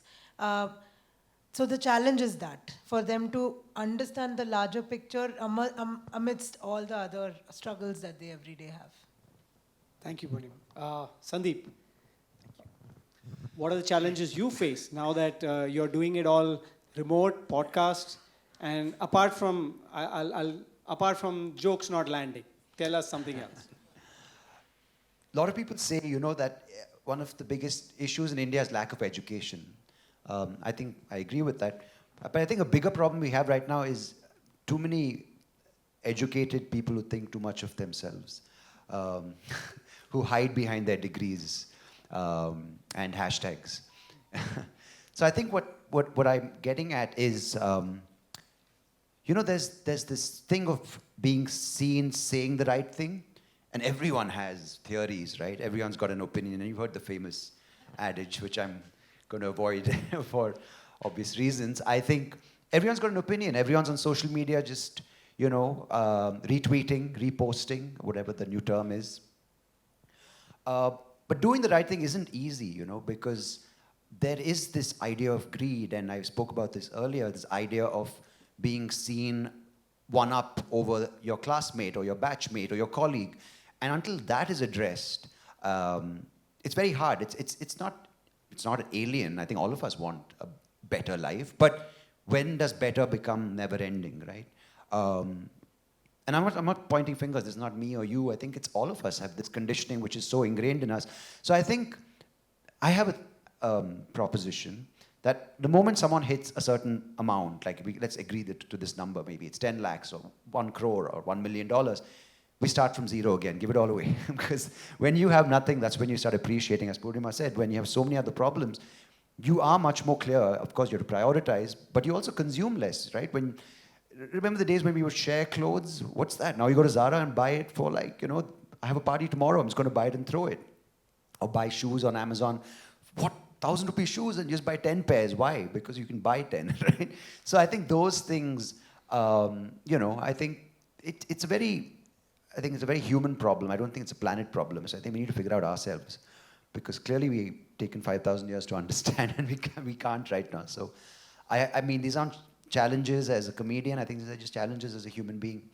And I don't have the answers, but I do have some solutions which might not be politically correct, but they might work.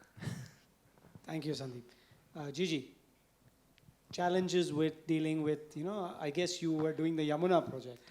Example of challenges you face. I also have another project I can kind of discuss, which is in 2004, I connected with 2 boys who were waste pickers.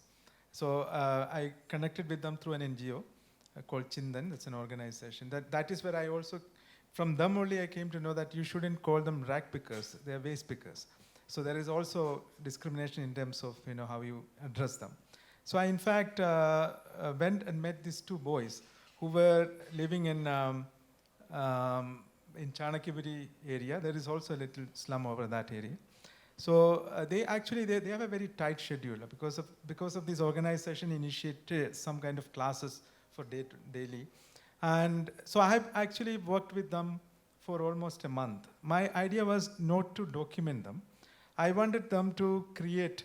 So again, I'm saying, so it is the community, when you initiate a project among the community, there is always this, as Sean was suggesting about this, we are and them, and it's something which you loaded and you're coming with some kind of knowledge system where you actually kind of educate them. So I just wanted to avoid that. I want them to create a story of their own, and they act in the storyline, and that would be filmed, because I had a very small video camera with them, so I was kind of, this was the whole idea. So, but what they were actually, this was then, it was like almost 15, 20 years ago. So each section of these waste management was distributed among different groups. So you cannot cross someone else's territory. And then people also, then what their challenges are much more, because in the daytime, police harassment, so many other things they face.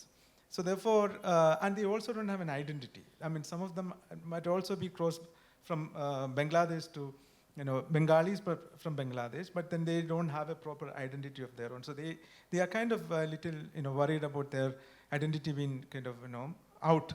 So these organizations provide them kind of cards and, some sort of, addresses there where they could be reached and all.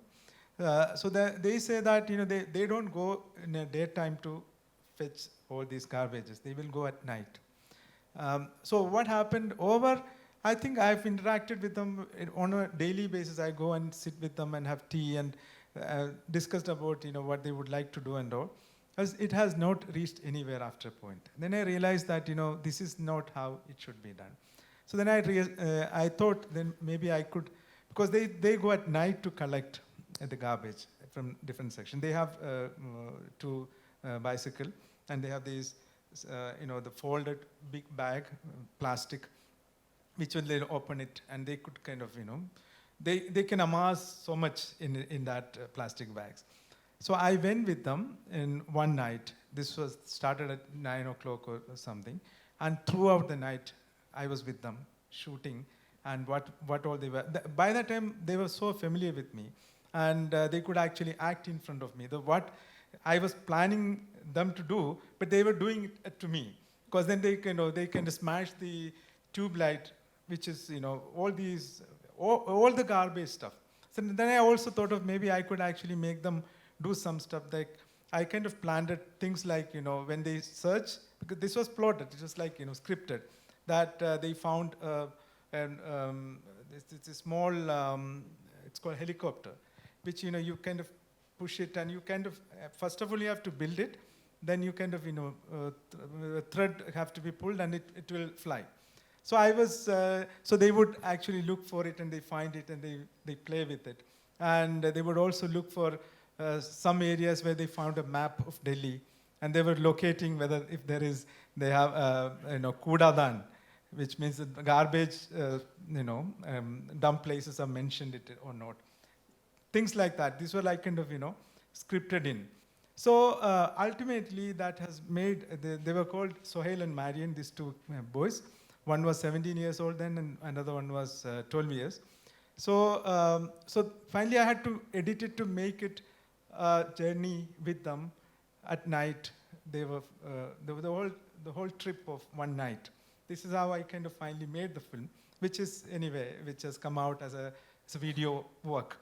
What I'm saying is that if you may ask, whether I have done a similar kind later, I haven't attempted one more of the same, because all of a sudden I thought, there are ethical issues dealing with certain sections, and then we actually kind of mold them to the way we want them to be, create themselves. So most of the documentaries or anything to do with the public and this initiated by the artist have this flip-fall. And how do you manage it? I think then you probably have to have a larger engagement with the community for a very long time. Then I thought I may not be able to kind of, give that much time for something like this. So, but I mean, this is something which I'm very interesting, ethical issues in creating art. Thank you very much.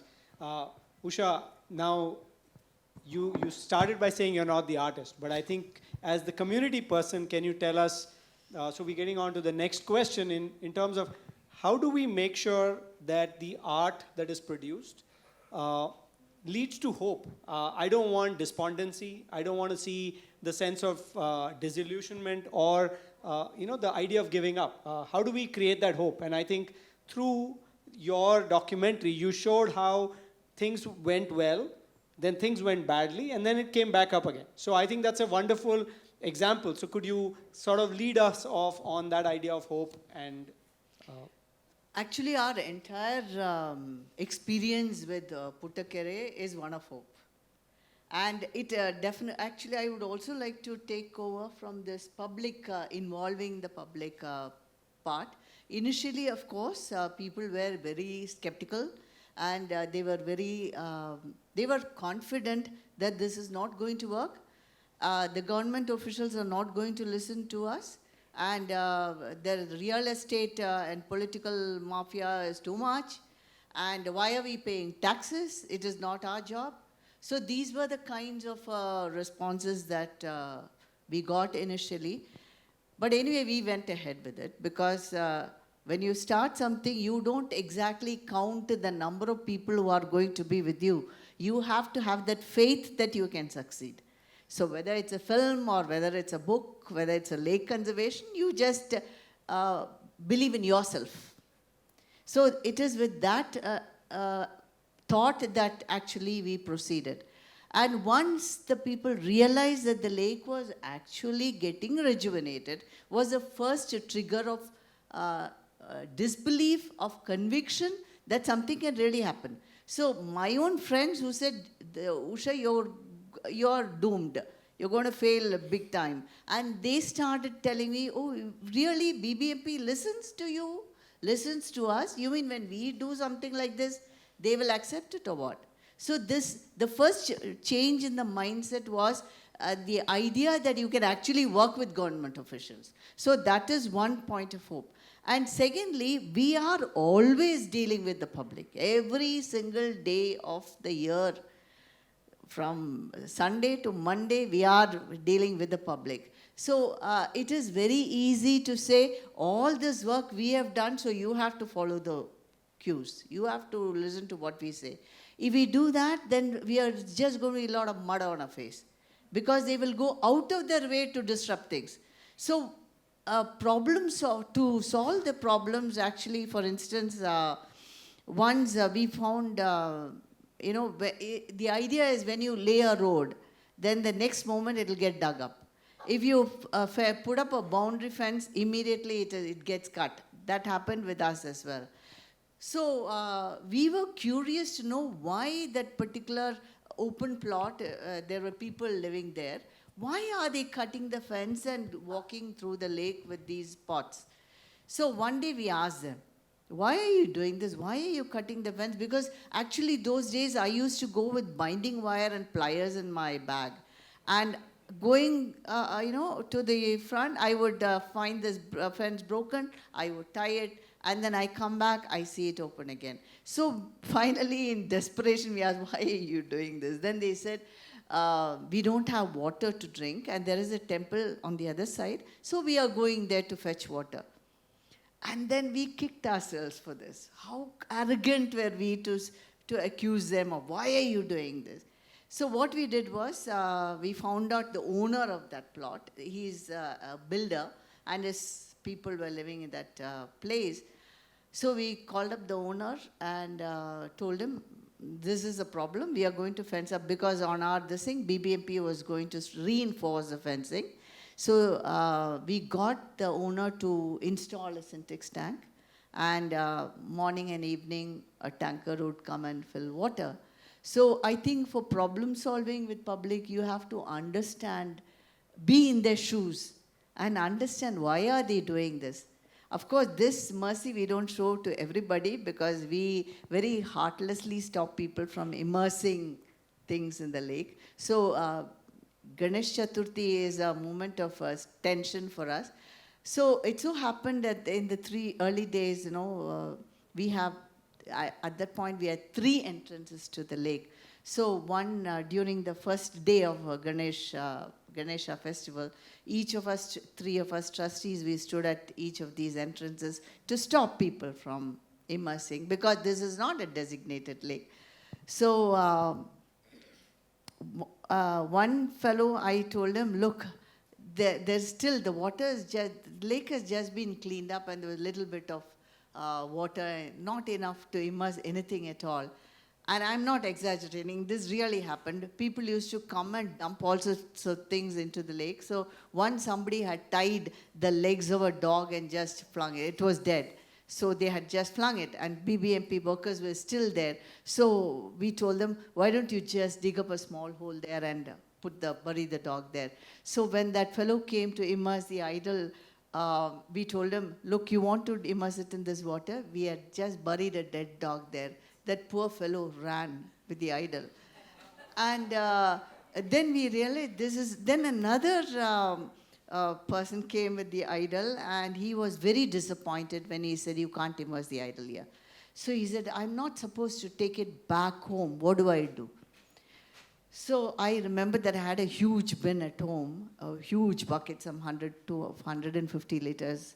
It could hold. I was not using it. And so we got it to the lake, and then we filled it up with water, and we tied a garland, a marigold, garland around it, and maroon colored, very auspicious cloth. We put haldi, kumkum and all that. And then we put up on the saying, please immerse your idol. And the first day, I don't know, we didn't advertise this immersion, okay? By the first day, about 10, 12 idols, 1 or 2 POP, and the third day, more idols. The word spread, just like the word spread among birds that this is a good habitat for them, the word spread among the people that they could come and immerse the idols here.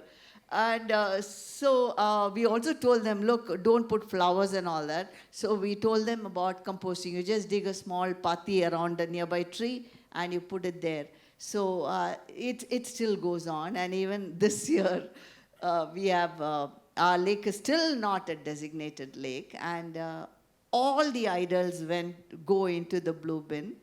And yes, less number of POPs. And also we insist on very small idols, because the POPs which used to be, immersed, we would simply display it. And these are all people who come to the lake all the time. And they see their own Ganesha sitting on the windowsill. And one more thing that we read, you would have seen that we had sewage coming in, you raise this. So people used to come to the lake and say, it is stinking, what are you doing about it? How many times do we tell BWSSB? So outside our office, we have painted the lower part of the wall black, and that is our notice board. Because how do we convey messages? So we wrote there in big block letters, yes, sewage is coming, please call this number. And within no time, I don't know how many calls that poor engineer got, but the next day he called me up and said, Madam, nan kelsa martini, bega martini. I'll do it very quickly, because we publicize this number for the public.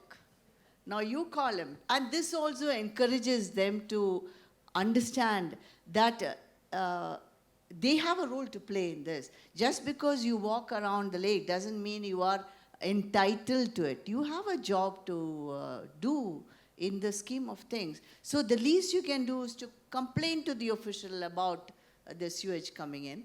And so it works. These are all the little tricks that you learn when just dealing with people. Perseverance. Definitely, there's a lot of hope. Definitely. Otherwise, we will not be doing this. We are not fools to be flogging a dead horse, Thank you. Gigi, can you talk about how art can evoke hope rather than despondency? And Yeah, that because last time I remember, a few years ago, I came to Bangalore for one tipping point, get together. It was more like 2 days workshop, and this was also this, some foreigners, they were actually talking about the aspects of climate change in a very, I would say very horrendously, because none of them are all of them are very sad. We all got finally so sad and scared, and that you would never get to see that any hope, even living further. So I think they, in one side, whoever is initiating any of these discussions, there is something we should be very careful about, how we should motivate people. And if there is no hope, no one is going to die. I mean, everyone say we are all going to die in another few years because of this. It's all going to warm up and go. And the aquaplex is so, it is so planted in our system, especially those who know what's going to happen. So I think that has to be mellowed down. And the art actually has a very different kind of engagement. So it's not that, I wouldn't say that it's just illustrate what a scientist would find, or whatever scientific terms and ideas would be translated into art is not the way one should actually approach it from my own point of view. Because science is a very complex mechanism, and the way even maybe the research, whatever the research is taking, and very few little steps of the research is out and public knows about it. Otherwise, what all the data formations and so many other things which actually contribute a larger database, I don't think that can be translated to any form other than the data. So, and do the people have anything to do with it also finally? Because there is a knowledge system which is already on, and even in the art field it is. So, I think it should be an equal kind of collaboration. It shouldn't be something like, we are there to poster making what you're doing. That kind of approach is not going to work according to me. And there are so many scientific centers in abroad also. They have initiated artists to come. They open their lab through the artists to come and see and work. And because artists have also, because we also do research, but our research may not be the very scientific oriented research, but we probably have history and so many other different dynamisms in our research part. And we probably cannot convince people with the scientific aspects that this is how it should be done. But art can actually kind of open certain areas where I think it is both way, because if you always think that everything is imagination and everything have to be done in a very artistic way, that's also not very fair. And artists should actually have a larger understanding about how science work and scientific field work. At the same way, scientists should not treat artists like illustrators. We are not that. So that is a major thing I think we should always keep in mind, because art itself has everything. It has a passion. It has its own way of motivational elements to it. It can actually, very step by step, it can actually reach people. Maybe the fine arts is slightly different than the other art forms, because the cinema and serials and all other forms are much more approachable, available to people. Therefore, maybe a few section of people could only think what artists are doing. But a scientific initiative, a larger context in which, if artists are invited to take part in specific projects, that would actually help a lot for both the communities. That is how I see this. And maybe you could do, the research-based approaches. There's so many artists are there, those who are in research, scientific research.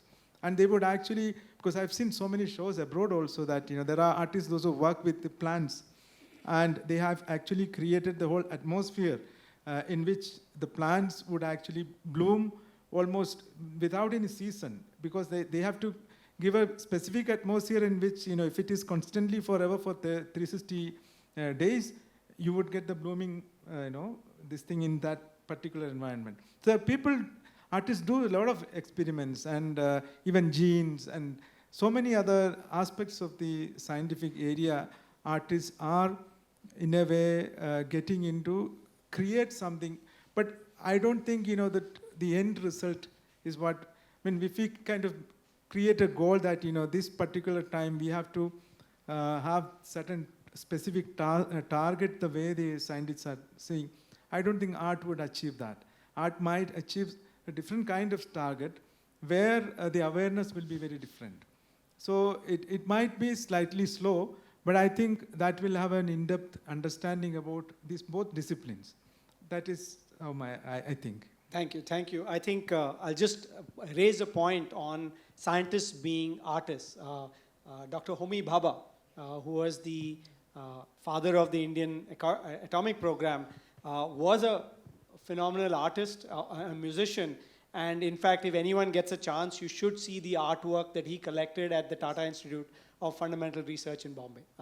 So with that, and more recently, Dr. Raja Ramanna, he was a concert pianist, and actually he got a scholarship from the King of Mysore to pursue his artwork in the process. Sandeep, to you, how do we evoke hope through what we are doing? I think, the problem is activists and climate activists, they end up scaring people You know, you just get intimidated. So I think artists can soften the blow. I think we can make it fun. The message can be put across without dire threats of retribution or getting a plastic bag shoved in your face saying, "Did you throw this?" You know. So I think artists can at least make it a little cooler, saying, "Did you throw this?" You know, it sounds better.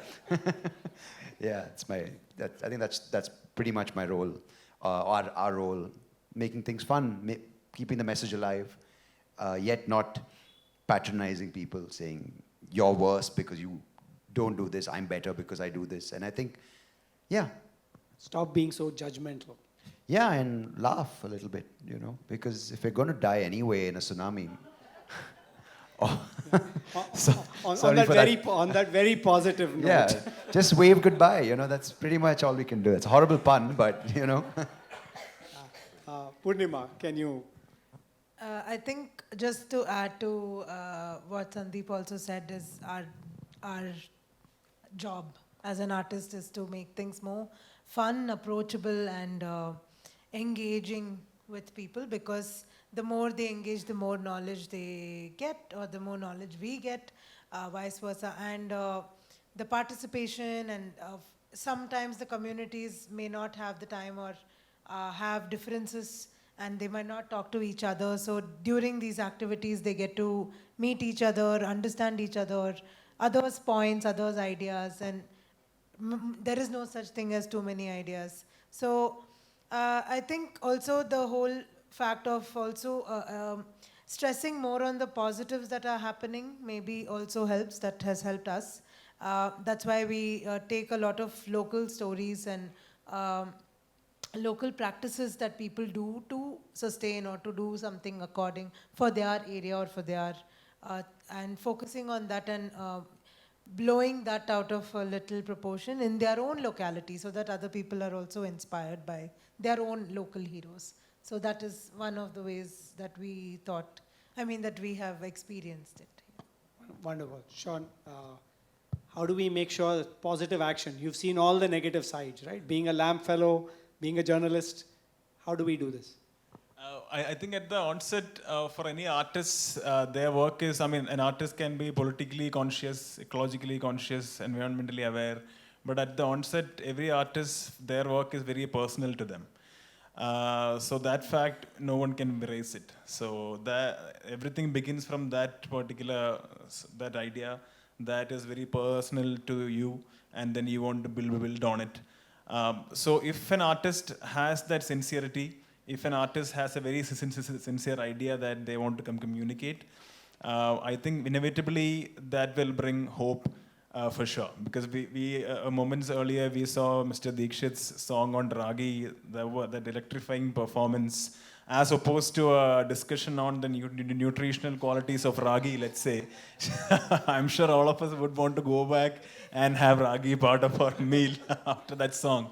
So that comes out of his sincerity to that emotion that he had, and he didn't have to be preachy about it. He just had to perform that, and then we all got that message. So that sincerity of an artist, when it's there, that emotion is there, it will definitely bring hope. And then I also feel that as an artist, because I know that we are speaking of a space where we want an art that should lead to a social change, that should communicate a certain climate action. Of course, that's there. But then one cannot also have that responsibility and burden on an art artist also.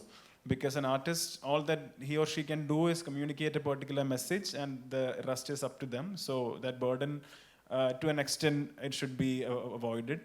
And in terms of documentation, I think I also want to add about the space that I come from, the video documentation that we do. The whole purpose of it is also to kind of have a toolkit in terms that people can access. Now smartphones have become everywhere. Some of these initiatives can be replicated across by people in a different area. For example, we have a story of a group of SHG women planting casuarina forest along the coast of Orissa as a buffer against cyclone attacks. So this particular video, if it can be seen by another coastal community, it could be an inspiration example.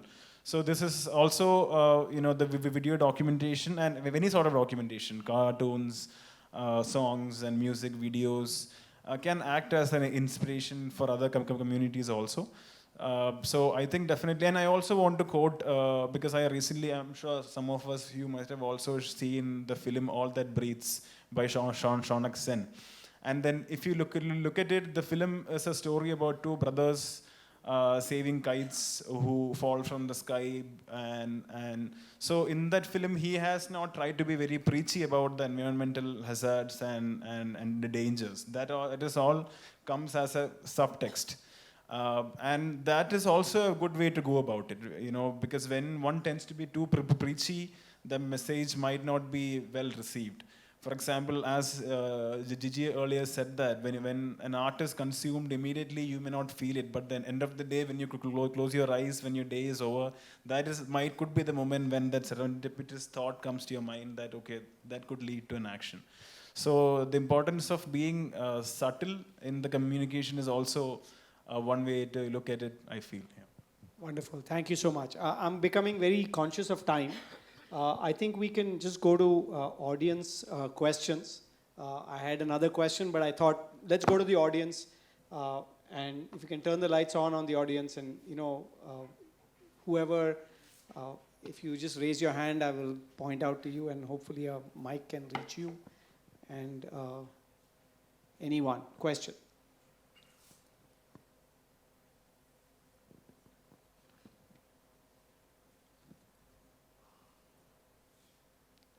No questions? Everything is clear? Oh, there is a question. Okay. Please introduce yourself. And my name is Amina, and I'm deeply interested in what you're doing because it's something I've been talking to some of my artist friends about. And my question is, when our entire economic system is built on consumption and growth, consumption leads to growth. I'm really wondering how one brings about a change. You can talk about you do something personally, and I'm also trying to do things personally, but it's just. So maybe that's something one can think about, how do you communicate that the entire system really has to change? Sandeep, I think you touched upon it a little bit. If you can, maybe I'll let you take that question. Yeah, I absolutely agree with you, and I think this is something I've been thinking about because it's so easy to say, I'm sustainable, I'm slow living, I'm consciously living and unconsciously not dying. I mean, all these new terms, I don't know what they mean. But as you pointed out, I think the only way I see it, because when you don't have 1 million followers as a artist or a fan following, or you can't sell out stadiums, you're seen as a failure. And that, as any human being, isn't a nice sense, right, to feel, because appreciation is something we all seek. So besides doing things like the inner journey, seeking the messages, I think a very simple thing from a young age, if we have children or we have grandchildren or nieces and nephews, I think just the reward system, if it changes and is not just focused, as you said, on consumption and as a result growth, and seeing as improvement with more, or this idea of validation through money or through material stuff, if that doesn't change, then we're going to be in the same position as we are today in 25 to 50 years, with AI helping us, which will be very interesting. But I think that's what I perceive it as, because when you can get satisfaction from the work you do, when you're rewarded for that by people around you, and not just diminished as an underachiever because you don't have these benchmarks of success, I think if that doesn't change, then we aren't going to really see any kind of fundamental change in attitude towards this. Any other question? Yes, there's a question from there. Okay, go ahead. Okay. Awesome. So Sean actually touched on climate change being an equity issue, right? where the contributors to climate change aren't the ones that are most affected by it. It's the global south, it's the people that contribute the least. And like everything in the modern world, it boils down to, if you're not directly affected by these issues, you don't really and you don't have a voice to talk about them, you're going to just be silenced very, very easily. How is it that art could help play a role in bringing the voice of the global south and the ones most affected by the worst parts of climate change that could help sort of pilot the issue forward? Purnima, would you like to take that? It was directed to Sean. Yes, Sean, or I mean both. You can. I think both of you can. I think the steps are really fairly slow and very rightly said. So just in a span of 1 week, I felt like I lived two lives. For example, I had gone to Jamshedpur to work with or understand the transgender community there because the Tata Steel wanted to work with them, and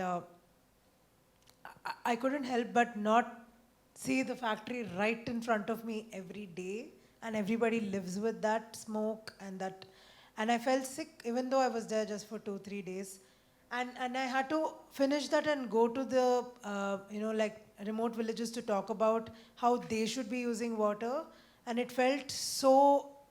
I don't know how I did it. It was bothering me a lot, and for you to rightly say that the voice can be so easily silenced. We are not targeting the people who are actually doing actually creating much more carbon emission than the, underprivileged. And everybody wants to only educate the underprivileged. They don't want to educate themselves. So I don't know. As an artist, I am stuck because I know I can't be the one educating, the people who are giving these projects and who are asking us to do these projects. But somehow, I think if we are a little more tuned with our morale, somehow it works, because when you're having a conversation with these top people who are, discussing these projects with you, it's important to have these, I feel, I don't care if I lose a project if I make a point, and I do many a times. And I think, I don't know if that is something I am able to do personally as an artist by taking that stance. But more than that, yes, it is very, very slow. The progress is super slow. Yeah, I mean, I would like to back your point that the progress is slow. But on the flip side, the other important factor is that there is a larger acceptance of the very fact that those who contribute the least are being affected the most. On a global level, on a UN level, this fact has largely been identified. And efforts are on, even though it is minute and little in nature. The efforts are on in order to understand how to build the resilience, the mitigation aspect. As we spoke earlier, the terminology has shifted from climate change to climate resilience, mitigation, adaptation. So these are all positive signs that is being emerged. So when I had a chance to meet with people at the grassroots, whether that is flood-affected farmers in the low-lying area of Kerala's Kuttanad, or the landslide-prone areas in Uttarakhand, the resilience of the community, people at the grassroots level, has always amazed me. I mean, we as filmmakers, storytellers, when we experience this, I mean, I had this experience in Kuttanad where people are waking up to every day with the houses are flooded, as in there is water this much throughout the day. I mean, throughout the year. So they don't have a concept of dry feet, which is a luxury to us that I realize. Still, I mean, the life goes on. You have to, do something to get up on your feet and move ahead again. So that resilience and hope factor, that really, it has amazed me. But at the onset, I also want to say that while we were documenting these stories of resilience, the powerful people on the ground, agents of change, we as urban citizens, the student become a cushion for us to sit back and relax and be hopeful someone is doing their part somewhere, so that we can have a bit of goosebumps and then feel good about it. So that is also a bracket and a false hope that we shouldn't fall all into. But yeah, the realization that Global South is being affected more is on, that awareness is on, so at least that is a hopeful side of it. Well, I hope this initiative will be one of those ways in which the message from the Global South reaches the Global North, right? Within our communities too. I don't mean in the global sense, but also within ourselves. The lady there.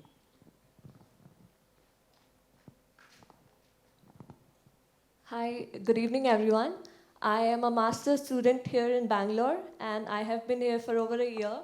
And I always keep hearing this from my friends in Bangalore that it used to be a city of lakes, and now those areas are shrinking. So my question is to Usha ma'am, as you've done a wonderful job, can you tell us about other such initiatives, if at all they are being taken in terms of other lakes in the city, and how well are they faring?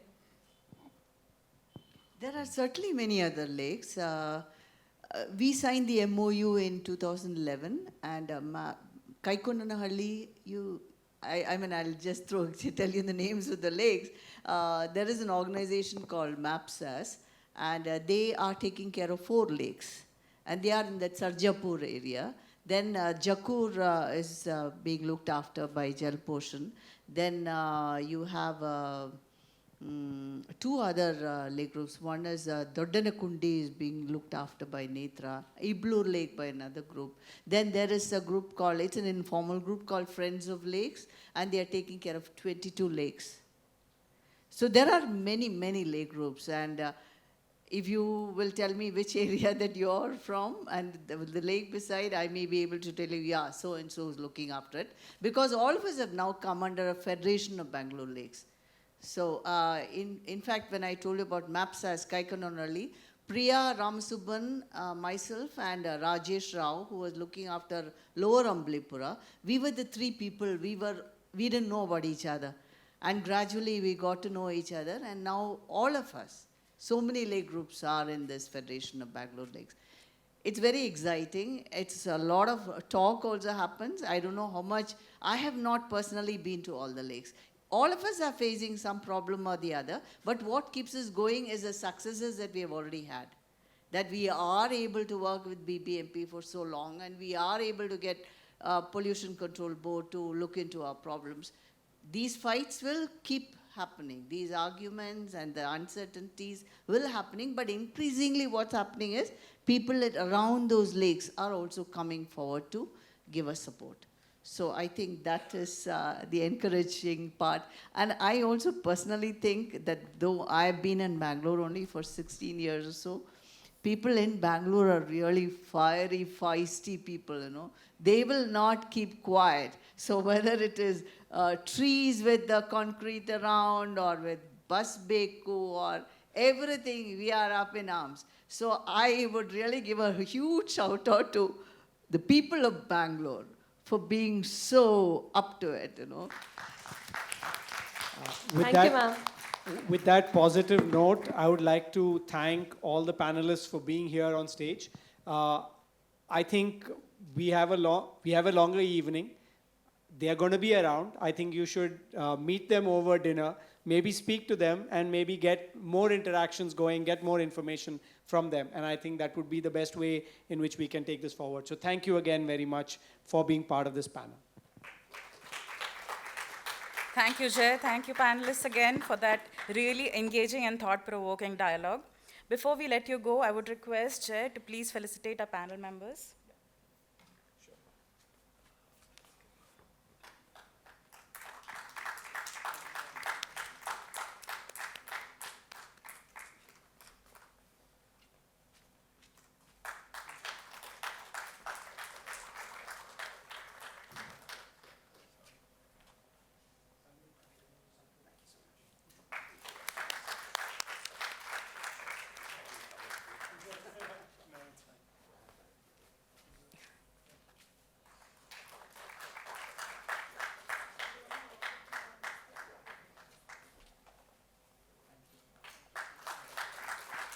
I would like to call upon Ms. Sridekha to please hand Jay a token of appreciation. It's okay.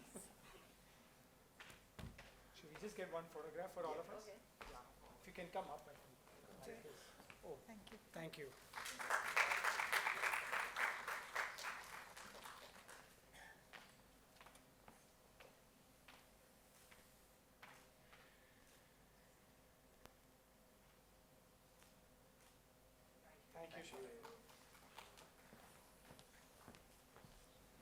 Now, for all cricket lovers in the audience, there's cause for celebration. India won by 7 wickets.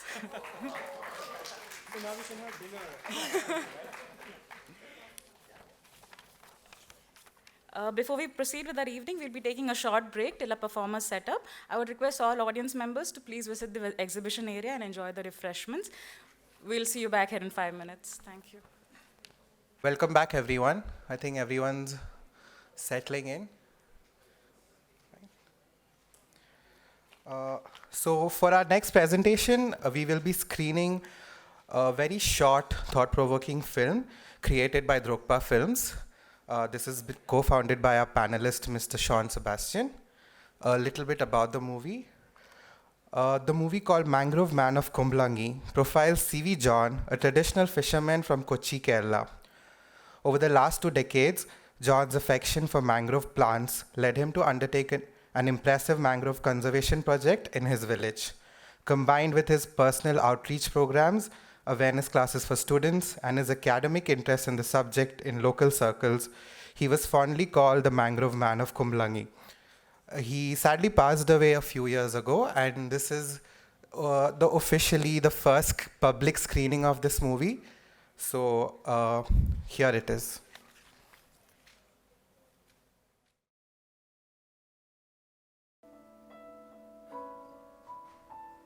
ഇതാണ് നമ്മുടെ ഈ പ്രകൃതിദത്തമായ oxygen theatre. കണ്ടൽക്കാടുകളുടെ അടിയിലേക്കാണ് നമ്മൾ കയറുന്നത്.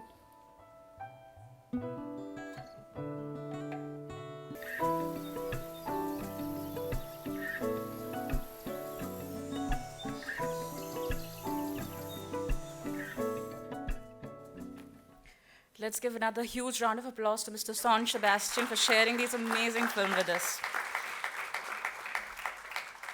We would like to inform you all that Mr. Sean will be here with us till the end of the event, in case you wish to congratulate him for this film and to speak to him on his experience working as an artist in the climate space. Moving on with our evening, I'd like to welcome our next guest, the exceptionally talented Miss Anoushka Maskey. She's a Mumbai-based singer-songwriter with a unique blend that combines folk music and storytelling. Her extended play, CEASC, was listed as number 3 on the top 10 best EPs of 2020 by Rolling Stone India. Without further ado, please put your hands together for Anoushka.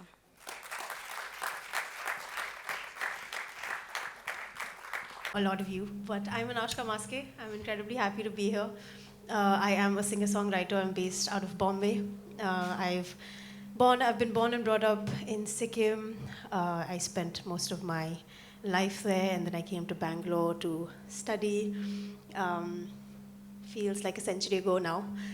I lived in Bangalore for 6 years. I worked as a writer for a bit. I worked in marketing also for a bit, and I had to be super miserable in life to really understand that all I wanted to do was music. So I quit everything without a plan in 2019, I believe now, and I wrote my first song December of 2019, and I haven't stopped since. So everything I'm going to sing to you today are songs that I've written over the past, 3 years now. A lot of what you're going to hear was born out of the lockdown period. I was all alone in my Bangalore apartment for about 3 months, and that led to a lot of introspection, loneliness, and a lot of the feelings that I'm sure you can relate to also. So yeah, I'm going to start with Trampoline, one of the songs from my debut album. Can we decrease the strength? Thank you.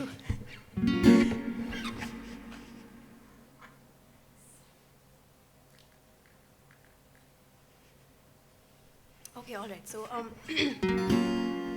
a lot of the times in life, we don't realize how many memories, good and bad, we've forgotten, and sometimes a certain something happens and you're reminded of it. I got one such call during the lockdown from a friend who tried her best to jog my memory of her, a childhood friend, but I just could not seem to place her. And that led to this song called Trampoline, and I hope you enjoy it.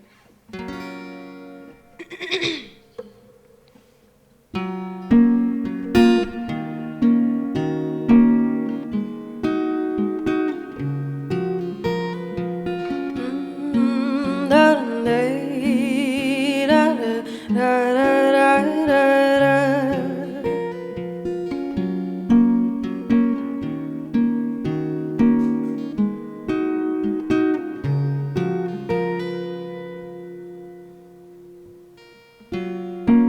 Got a call the other day. She said, I remember where you lived. I could barely place her, but I found my mouth failing to admit.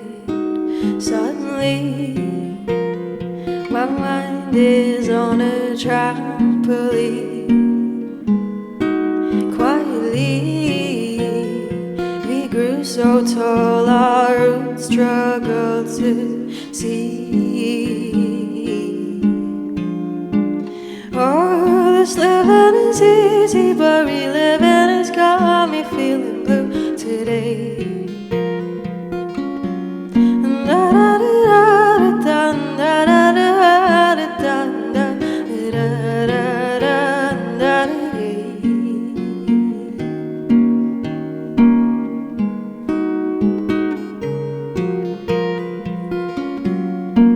Took my time to build my life around the things that I have seen. Tried to leave a piece of me in all the places that I've been. But the fact remains that life slips away from you in time. So remember to stop, to breathe.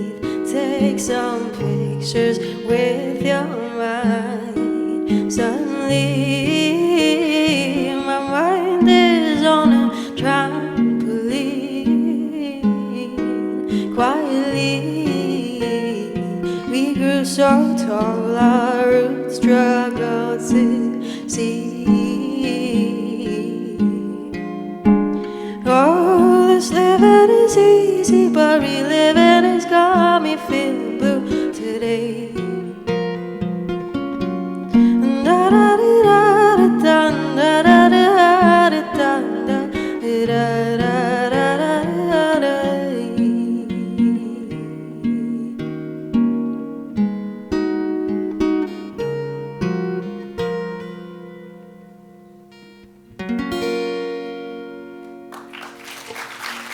Thank you. That was Trampoline.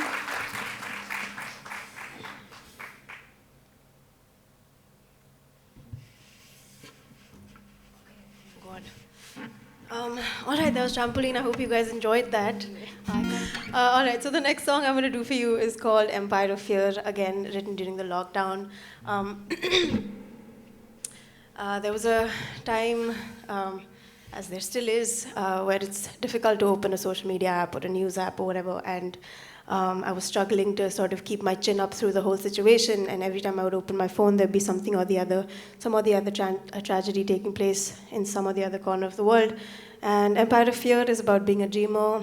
It's about dreaming of a utopian world where we're all living happily together. And yeah, that's Empire of Fear, and I hope you like it.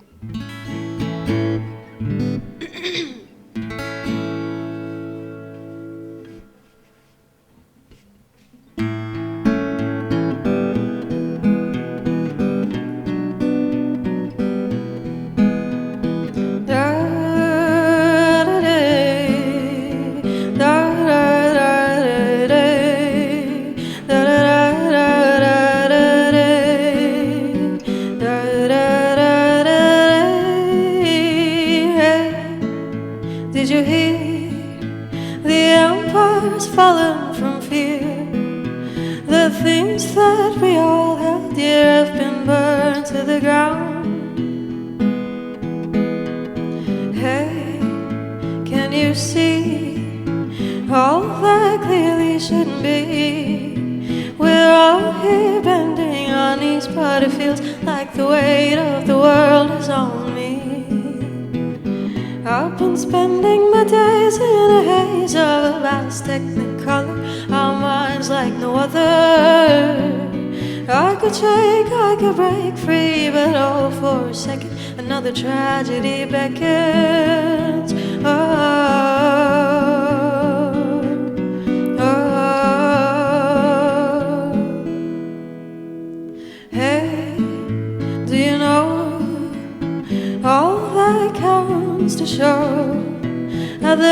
of this long road is the way that we loved and the way that we showed it.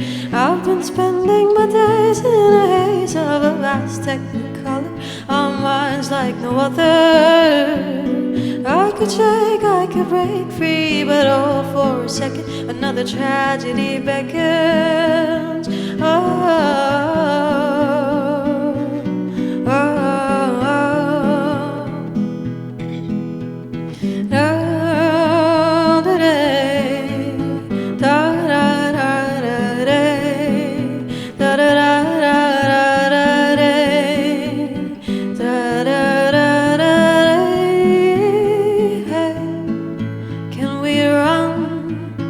Far from what we have done, where it's easy living as one.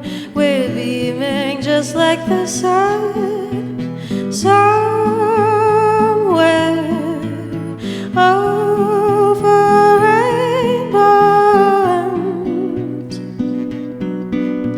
is where my heart truly dwells.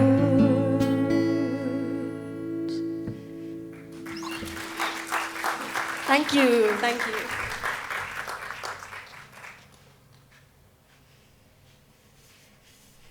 All right. All right. So during the lockdown, I found that it was the first and the second lockdown were different in terms of my songwriting, because I realized that the first lockdown I still had hope and I still had a lot of positive energy to get through it. But by the time the second lockdown came around, I'm sure we can all relate, it was getting harder to keep our chin up. And Hollow, when I wrote the next song, Hollow, I was struggling with mental health for a while, and I had no idea what it meant seeing a therapist. I am the sort of person who barely shares anything to begin with, so telling an absolute stranger about my life felt absolutely intimidating and something I couldn't do. But I did decide to take on that step, and through the help of my friends and a couple other people, I managed to find a therapist who worked for me. And I think that has been one of the best decisions that I could have taken. And Hollow is a song that I wrote when I was deep in the trenches of just sadness and loneliness and low self-esteem and everything. And yeah, there is no hope at the end of this song. It does not get better. And I hope you enjoy it.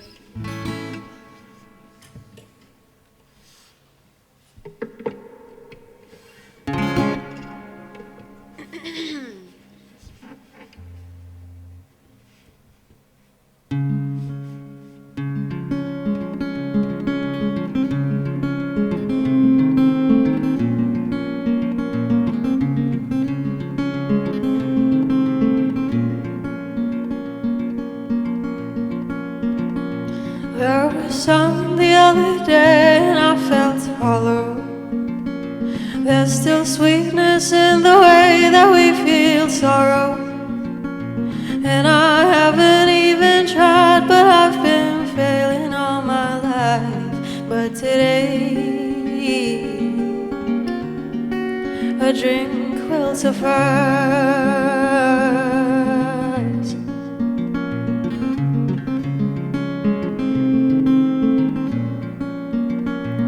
I've been breathing in freedom begged and borrowed.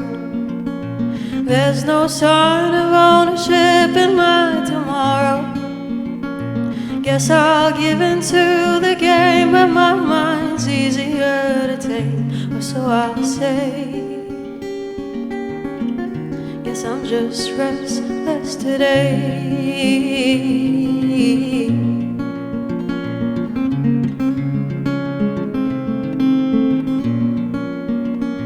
They're much louder, all the thoughts that I keep swallowed.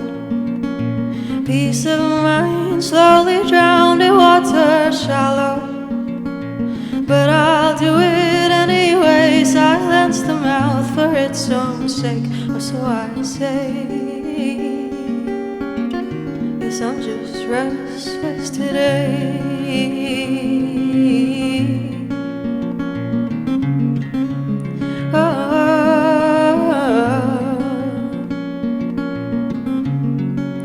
New summer air covers skin that has nothing left to wear. Seasons just a phase, there's nothing there but mind impaired.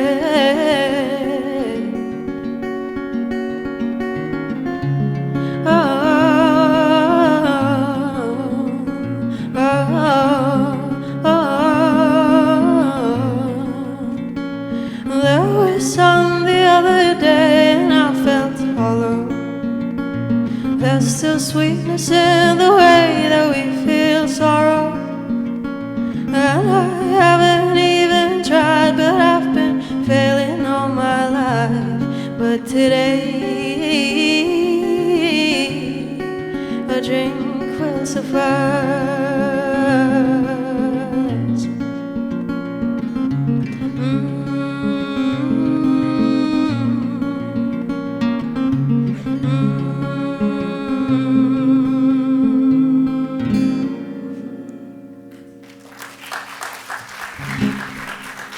Thank you. That was hollow.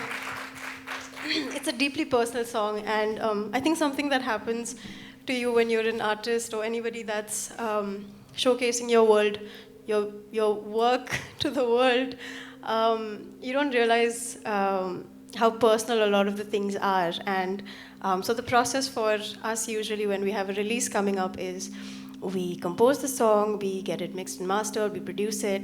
The next stage is your marketing campaign. How are you going to tell the world that your album or your single exists? And I've had so many instances where the song is done, I'm excited about sharing it, and then the marketing campaign comes around and I have to decide what it is I'm going to say, and I realize that all of the things I want to say are things I really don't want to say and don't want people to know about my personal life. But I guess that's something you can't escape, and the more honest you are with your art, the better it is, and that's something I've experienced through all of the songs I've written over the past 3-4 years. Everything that I'm singing to you today comes directly from the heart, comes from an honest place. So I hope that it resonates with you to some level, and I hope you're enjoying yourselves. All right. Okay.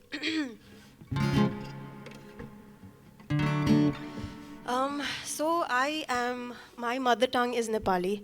Like I said, I'm from Sikkim.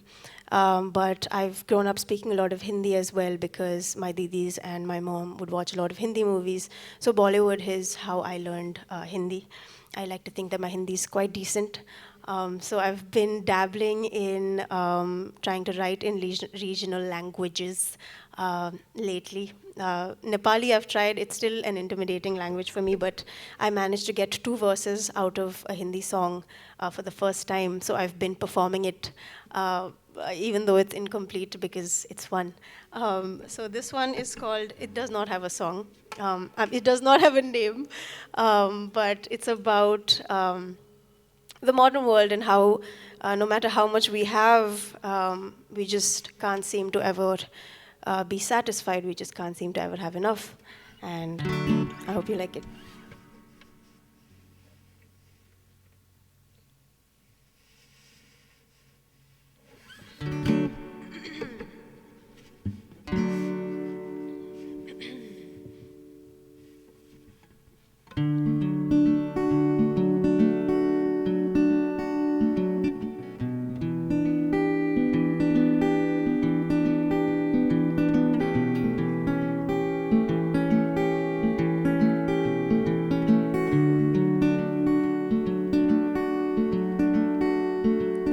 चाहते गई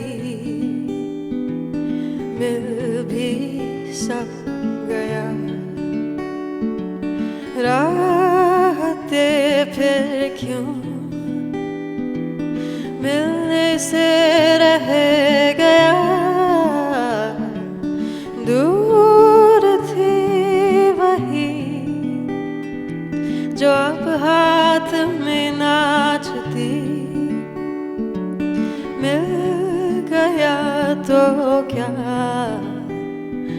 कुछ काफी नहीं है यहाँ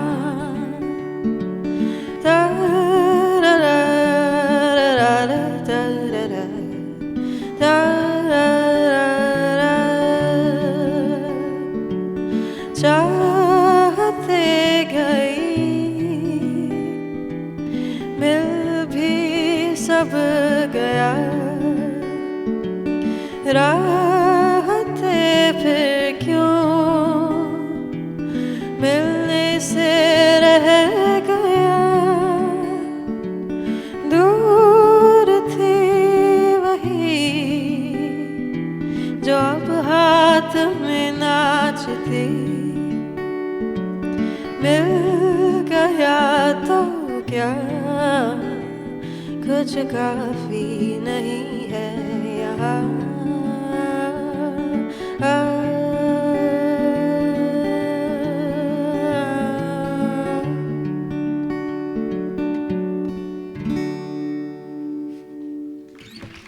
Thank you. Thank you.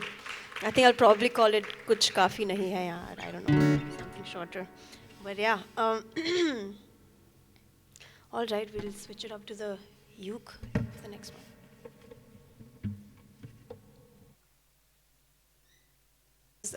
Right after college, I jumped directly into working.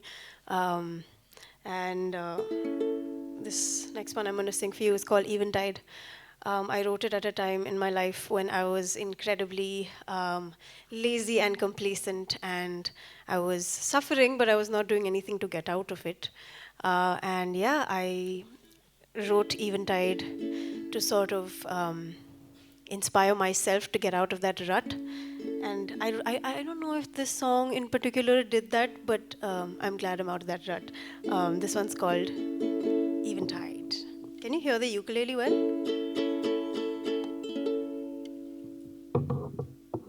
Yikes. I'm surprised there haven't been any technical difficulties yet. It's part of a show. It's what tells me it's going to be a good show.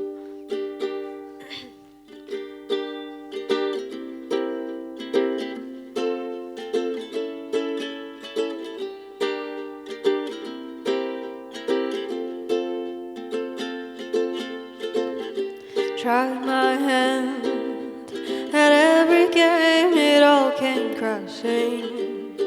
Never flew close to the sun. Independent, but never in command. I'm missing the point of no long run. I've been sighing, I've been wasting all my time, making no moves to rewind.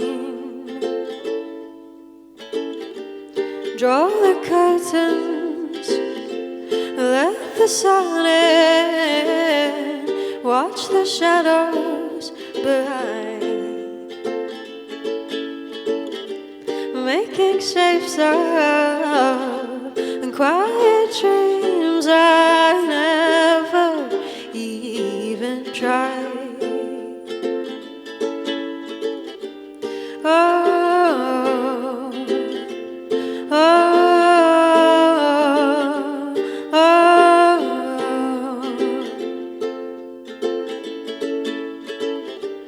I command in silent rooms of echoes crashing. No posters on the wall.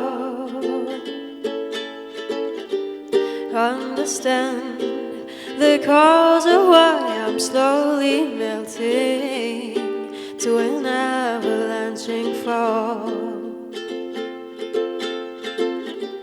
I've been sighing, I've been wasting all my time, making no moves to resign. Louder with time, a ring in my mind stays awake.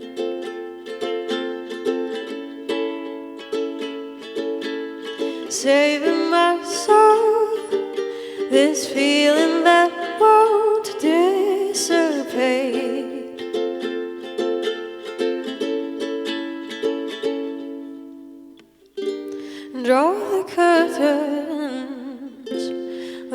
the sun in, watch the shadows behind, making shapes of and quiet dreams I never even tried.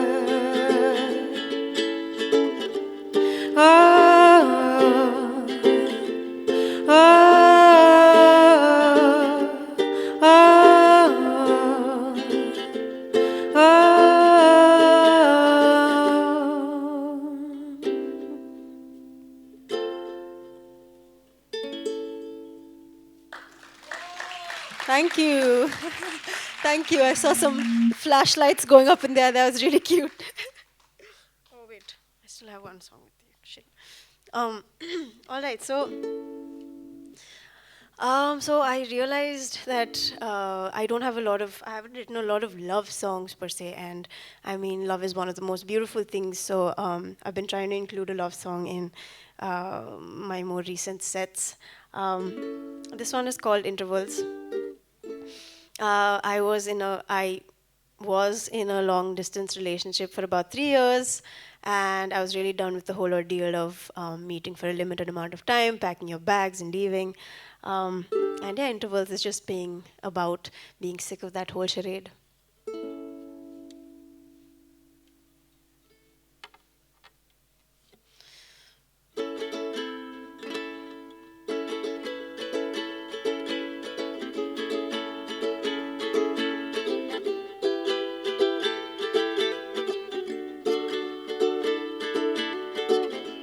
I need only about a minute of your time. Is that alright? It's getting lonely and it don't look good on me. A touch now a luxury. You get used to that, you see.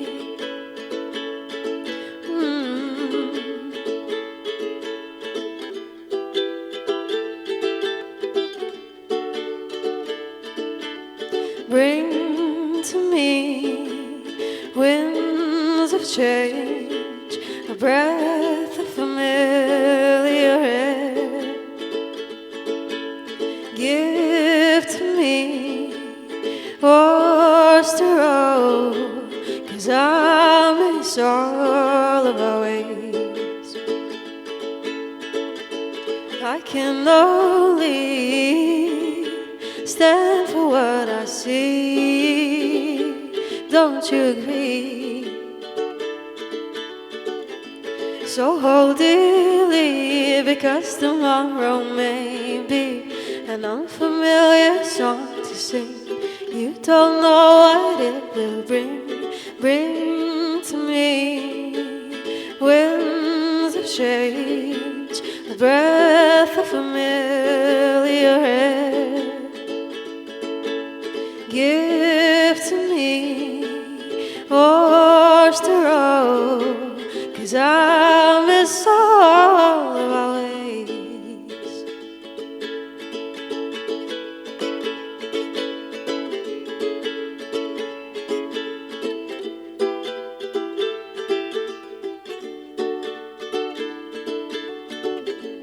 I need only about a minute of your time. Is that alright?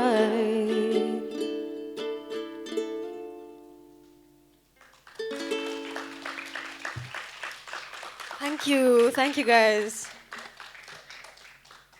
All right, we're gonna retire the uke. All right.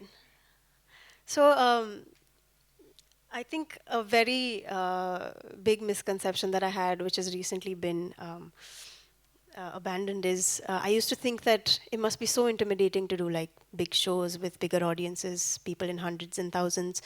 And one of the first shows ever of my life that I did was a massive show I happened to get because of people that believed in me. But yeah, it was incredible, and I sort of developed a false confidence, thinking, oh, being on stage comes so naturally to me. I must be a natural. And then I go ahead and do like a private show that has an audience where everybody is listening to everything you're saying. If you mess up, they're gonna hear you. So essentially, intimate gigs are a lot more intimidating than bigger gigs. You guys are intimidating, is what I'm trying to say. Thank you. Thank you, guys. So kind. All right. Okay.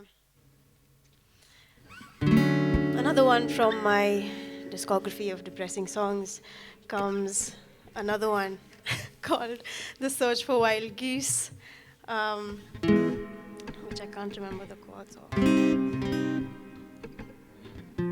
Yeah. So The Search for Wild Geese. Wait. Yeah, I'm just going to sing it to you because I think I've spoken enough about my mental health and everything. This is part of it.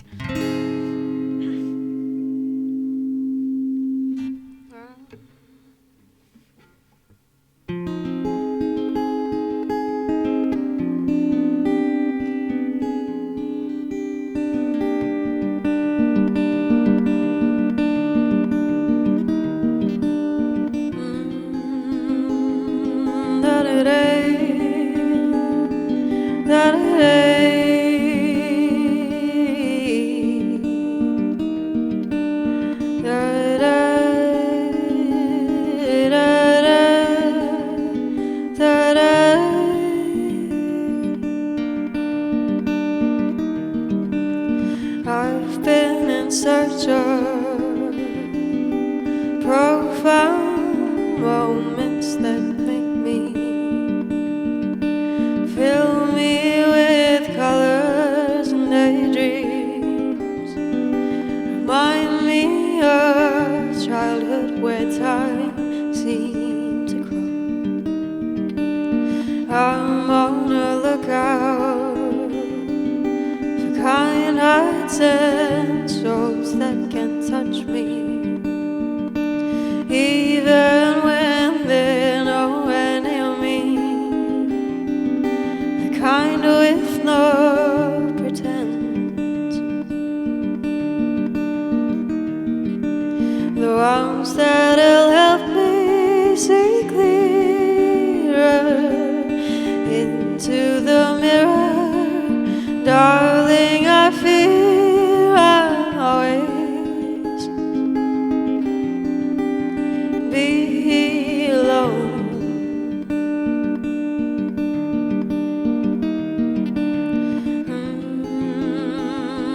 Da-da-da.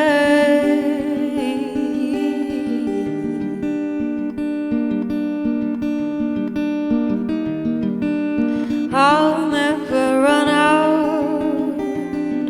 of lines, but it just seems all too strung out. The same old tired and sick with empty roll credits and even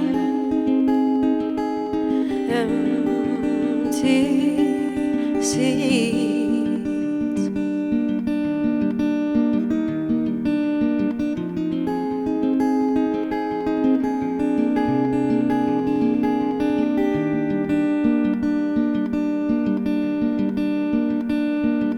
And maybe when the curtains draw on a different day and time, I'll realize the search was flawed, seeking to confide.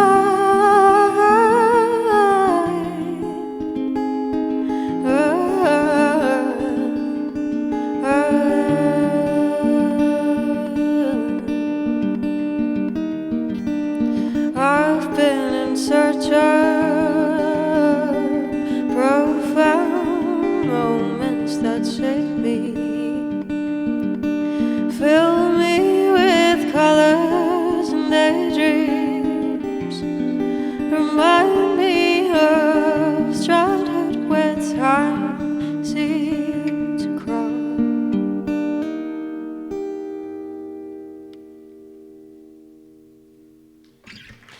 Thank you. That was the Search for Wild Geese.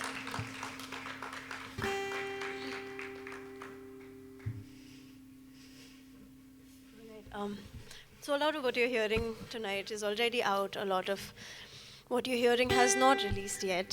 So if you're hearing something you like, please go stream it on any streaming platform of your choice. All right. Okay.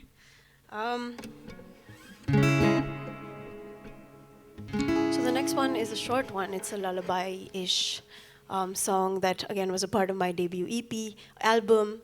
I wrote it for myself, to tell myself that it's going to be fine. We're all in the same boat. We're all going to get out of it. And yeah, this one's called Just Like the Ocean.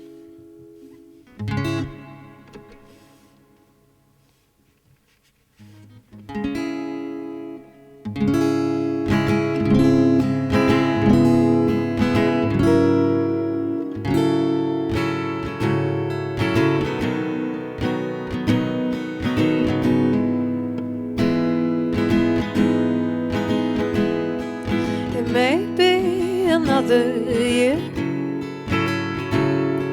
before this summer ends. All of the things I revered seem to be changing their place. I'm trying to make the most of this time, but I'm mostly wasting my days. The missing has built a home. It's got a corner to itself.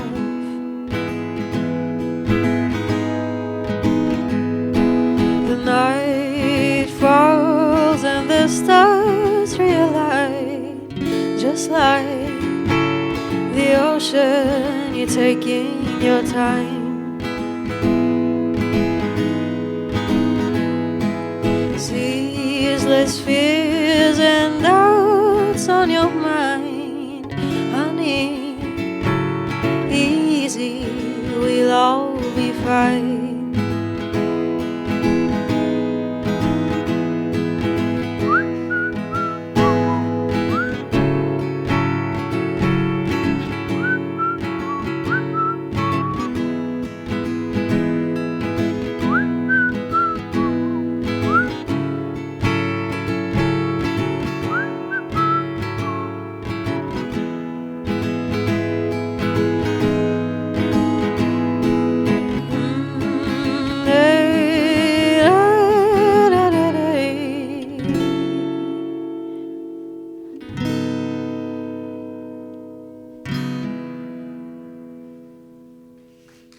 Thank you. Thank you. Can I have the reverb back on my voice? Thank you. Hello. La, la, la. Yes. All right, so I'm nearing the end of my set. I'm going to do 2 special songs for you.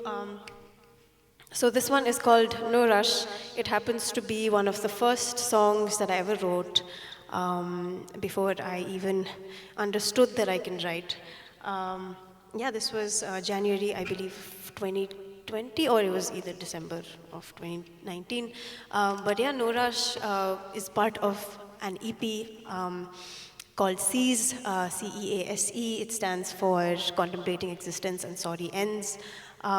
It's a fictional narrative of an apocalyptic world brought about by our complacency and inadequacies in being able to deal with environmental issues. So this one's called No Rush. The album focuses around a lazy protagonist, and I haven't performed this song in a very long time, so you'll have to excuse me if I falter.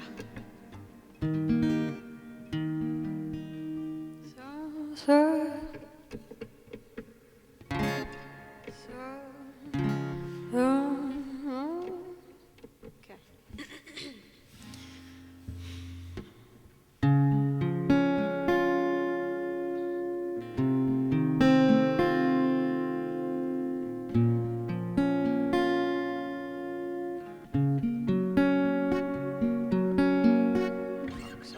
I'm so sorry. I kind of zoned out.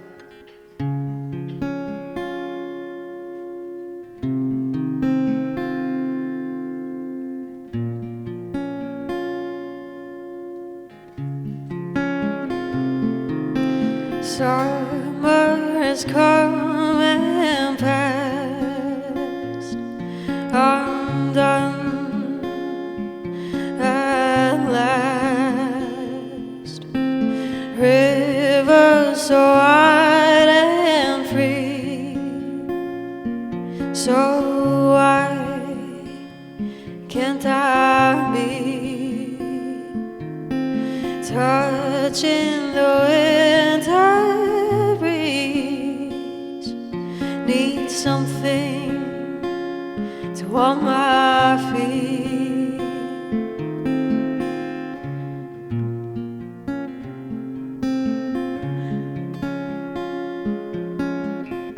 I said while here it's nice here, the lights are dim. I've got company, my whiskey neat filled to the brim.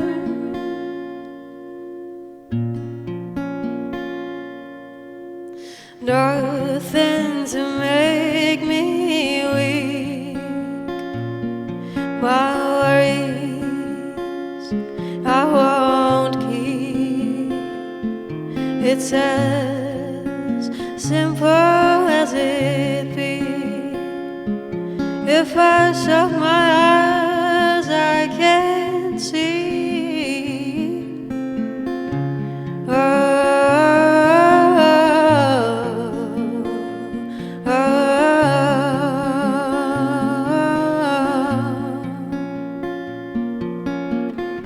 No rush, no need, no rush, no need, no rush, no need, no rush, no need.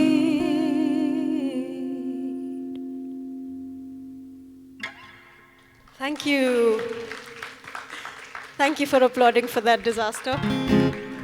But, all right, so the last song I'm going to do for you is another an unfinished song that I've been performing in hopes that it inspires me to finish it. There are, I believe a lot of artists can relate. I think I have a bigger list of unfinished songs than I do of songs that I actually have finished. And that is kind of a shame because when you're writing a particular song, you're in that zone, you're in that mind space, you're feeling what you're feeling, and everything you're writing down or creating or composing is raw. And you kind of lose that rawness or that touch with that work of art. And so it's a similar feeling when you perform, I realized. And so the reason I'm performing these songs, I wrote a bit back but haven't been able to complete, is so that I can feel it again. But yeah, this one is called Nothing New, and I hope you enjoy it.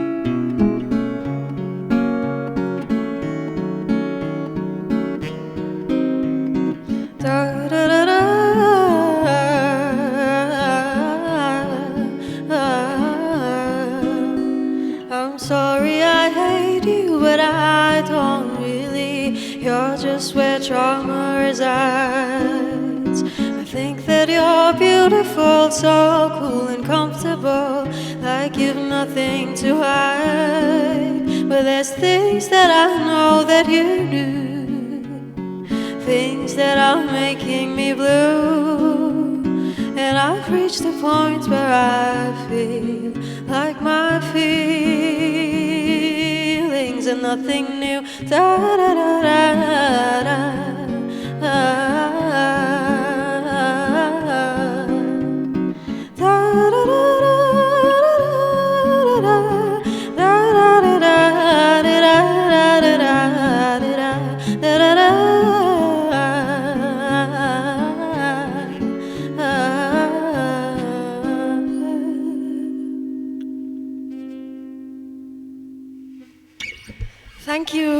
Thank you so much.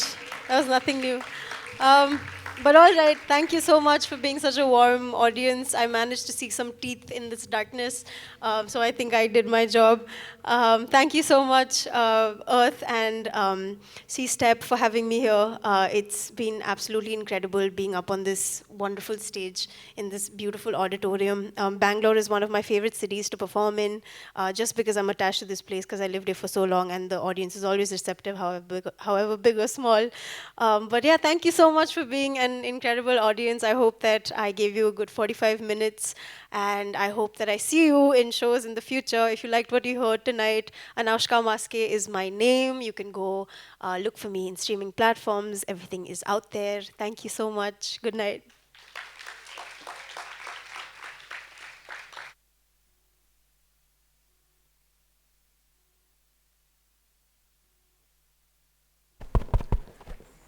I would like to now request Dr. Indu Murthy, who heads climate studies at C-Step, to please present a token of appreciation to Anoushka.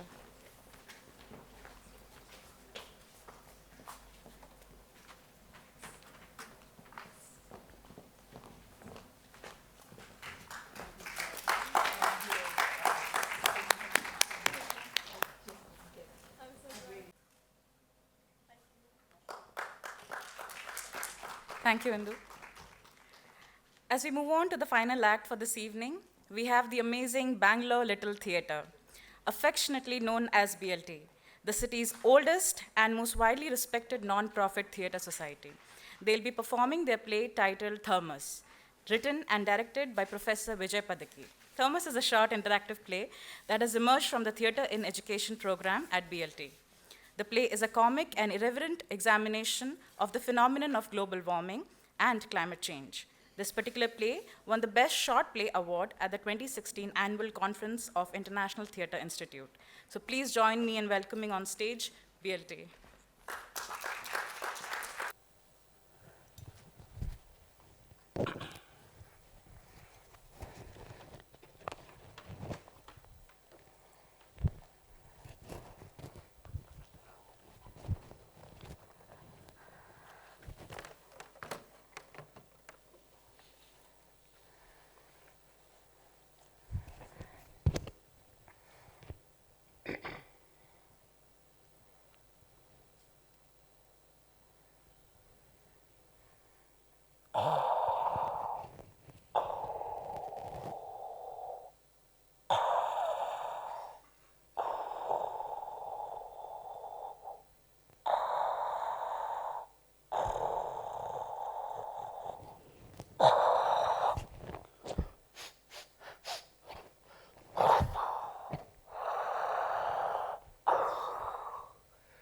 Death by air.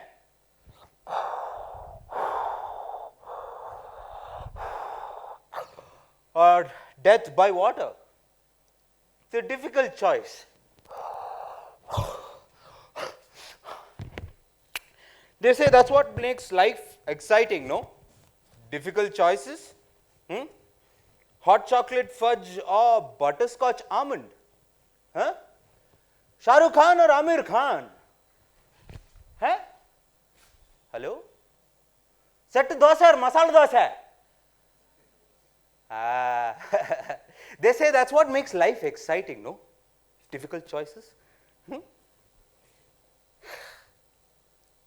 That's what makes us human species so special.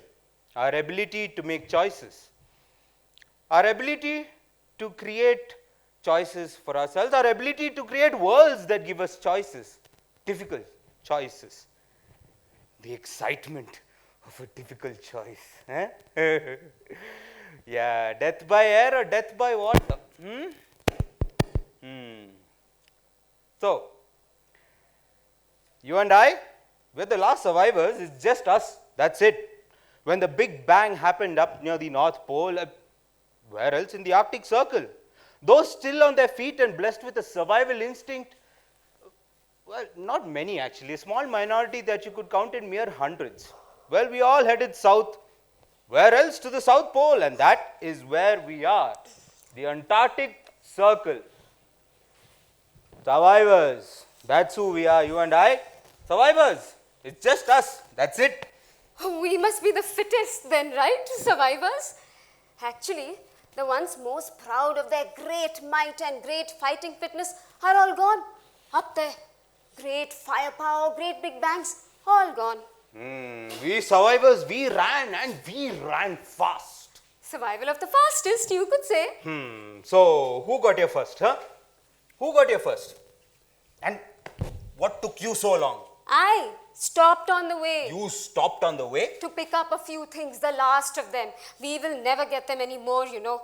I thought it may be nice to have them with us wherever we end up. And all you're allowed to carry is just one suitcase. Like us, just one suitcase, that's all you're allowed. You want to know what I packed into my suitcase? That can wait. First, ask them what they would do. What would you do if the world ended and you were the only survivors? And you had another chance to live in another place far, far away? Just you and everyone here. Nobody else. And that place was the only place where life was still possible. So, and all you're allowed to carry is just one suitcase. Like us, just one suitcase. So, what are the things that you would put into that suitcase? What would you put? Hello? What are the things that you would put in a suitcase? Mango seed. Yeah, okay, that's a good one. Just mango seeds? A knife. Huh? Sorry? A knife. A knife.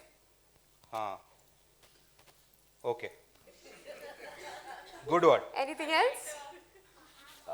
Sorry, what? A lighter? Yeah. Okay. Your mom's photo. Wow, my goodness. Someone said a hammer also. Someone said a hammer? Yeah. Hammer here. What? Sorry, what? I said a hammer. You would keep a hammer?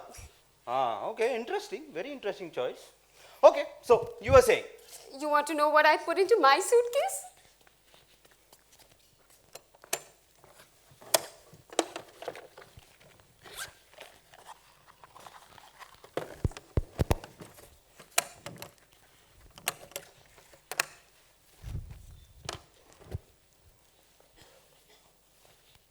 Ta-da! What made you pack a pair of sunglasses of all things? Well, there was this great big flash in the north, you see. It covered the entire horizon, and it grew and grew and grew, minute after minute, till it covered the sky like a great big dazzling white ball. It happened hundreds of miles away up in the north, but it looked like it was happening right in front of us, coming at us, the light of 1,000 suns, they said. So, sunglasses. And a little bit of Bollywood must stay with us forever, no? I also packed my swimsuit. You might need that sooner than you imagined, have you noticed? I was thinking about that. This island is getting smaller, right? Okay. What you're calling an island is a glacier. And yes, it is getting smaller. I wonder why. She wonders why. I thought we were coming to a safe haven. I thought we were survivors. We are survivors. That's why we are here. But that does not mean that we are going to win. Oh my God, it's getting smaller. Stop. I want to get off. You've got your swimsuit, right? Put it on and stand by. Why us? Why me? Death by air or death by water. It's a difficult choice. They say that swimming in the seawater is easier. Oh, let me get my suitcase before it gets washed away. Oh.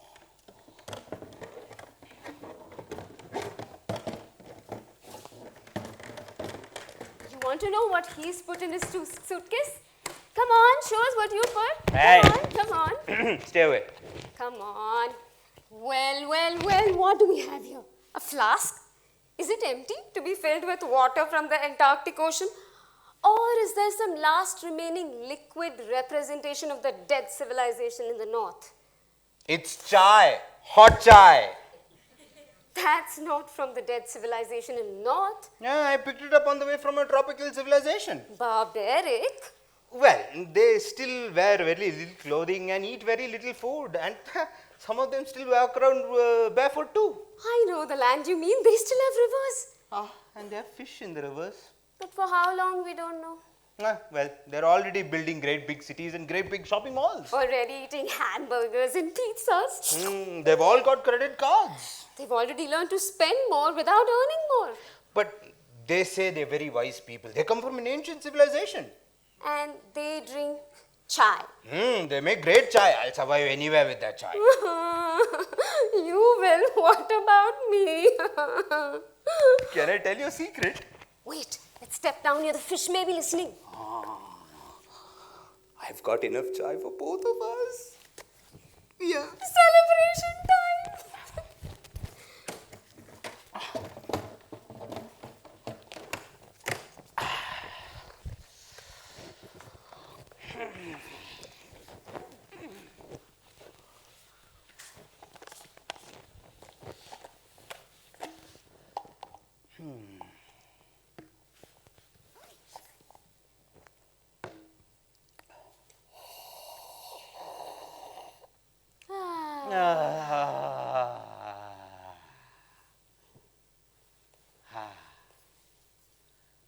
You know what I'm thinking? You're going to tell me. They say that in the year 2022, the ocean levels will rise by another 2 inches since the last time anyone checked. They say that in the year 2023, the ocean levels will rise by another 3 inches.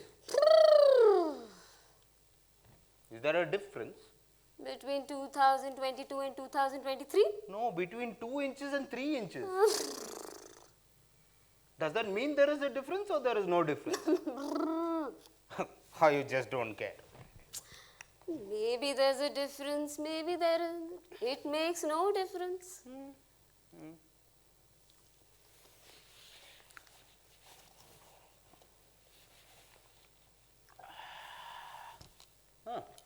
Thank you.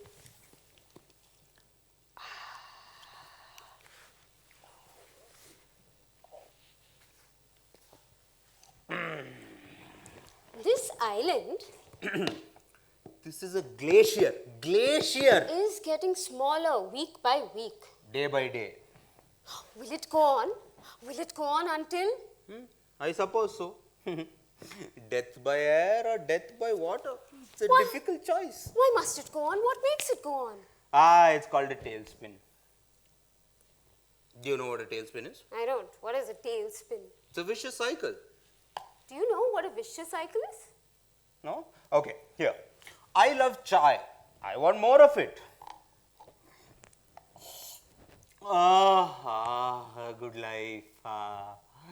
What's good life for you? It's a good life for you. What's the kind of car that you're looking to buy with next holiday? Where is it? Goa? Huh? Hawaii? What is a good life? Hello? Is there anyone out there? There. Good food? Ah, yes, good food. What kind of food? Any kind of food, but good. Millets? Yes. Yeah, millets. Yeah. It's a great time to be health conscious when this. Masala dosa. Yeah. Okay, masala dosa. Great. What else? What else? What about that iPhone that you're dying to buy? What else? What else? Come on, what is the definition of a good life? Self-actualization? Oh my God. Who it is? Okay, that's a good life. That's a good life. Self-actualization. Okay. What else? Music. Music? Yeah. What kind of music? Any kind of music. Any kind of music. Wonderful. What else? What else? Come on, people. Mask women. Sorry, what?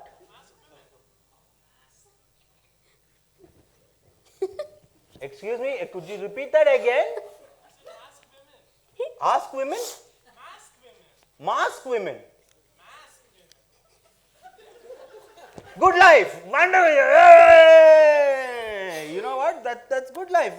Khatam! We go hurtling, chasing faster and faster, chasing the good life, faster, We faster. have to earn more, buy more, use more, spend more, faster. More gas, more electricity, more water. Tailspin. Vicious cycle. Yeah. So, the big question. How do we stop this tailspin? How to reverse it? How do we arrest a galloping sickness and reverse it into a galloping good health? The opposite of vicious? How to make a virtuous cycle? Is it possible? You mean like, this is bad for me. And I have to first stop. And then you run in the opposite direction. Then I run in the opposite direction. And how does that help? Okay. Okay, let me put it to you this way. Let's say you start neglecting your health and you don't have enough energy. Junk food? Hamburgers. How did you find out? When you don't have enough exercise, you don't have enough energy. When I don't have enough energy, I don't feel like exerting myself, so I exercise even less. So then you have even less energy. So? I neglect exercise even more. Hamburger. So exercise and energy are now in a vicious cycle. Is that it? Not really. There are other things connected to it like eating, sleep, mood. And it's possible to stop a vicious cycle? Yep. And turn it into a virtuous cycle? What do you think?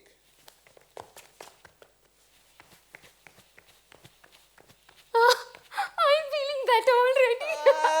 Well done, clever. You can hope to survive, not from your running around, but from your cleverness. So tell me, my clever fellow survivor, what is the real problem in front of us? If you ask me, how do we get this ocean to recede? How do we get this island to grow bigger? How do we stop the heating up on this earth? What is actually causing the heating up of the earth? What exactly is the vicious cycle? What is causing what? Which is causing which to be what is what? When did you change your energy, exercise, vicious cycle and how? When you showed me how it was a vicious cycle. Are you telling me you didn't know it was a vicious cycle until I just showed you?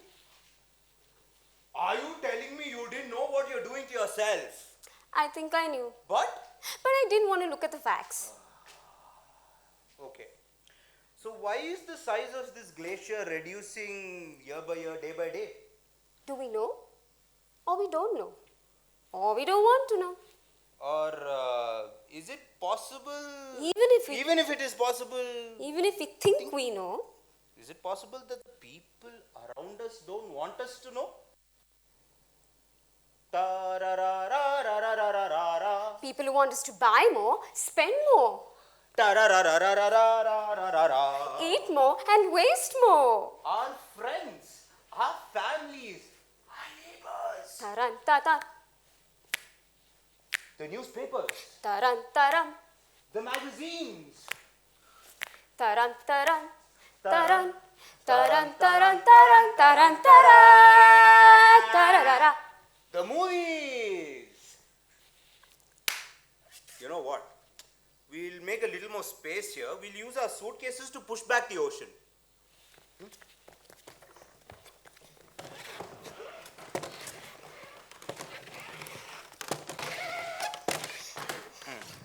Now, let's get a few more survivors to join us on this island. Okay. Can we have a few survivors, please? Come. Come on, get up. Survivors. Come on, you're all survivors. Can I have a few survivors on stage? Come on. Why is there no light? Can we have some light? Hello? Is anyone coming? Yeah, they're coming. Come. Come, join. Sit. Yes, can we have some more? Be careful, don't fall into the water. Sit. All right. You guys can sit. Here, Yeah, center. sit. It's too much to the edge. Space. We made lots of space for everyone. Some shark might get you. Anybody else? No? All right. Okay. Why don't you come here? Okay. All right. So, this island glacier is all yours. You know it is shrinking. Your survival depends on stopping it from shrinking further. That is the vicious cycle. Stopping it first. You can stop it only if you understand why it's shrinking in the first place. What's causing the heating up that's making the sea levels rise? What's causing the heating up of the earth? What is it about us that's causing it? What are we doing that's causing it? What is it that we know but are just refusing to see? Over to you. This is your survivor now. Okay.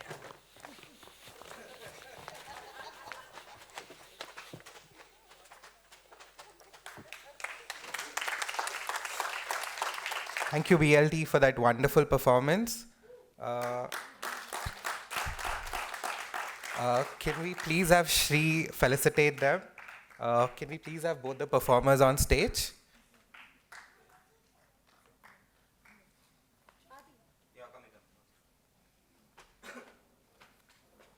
Can we please have another round of applause?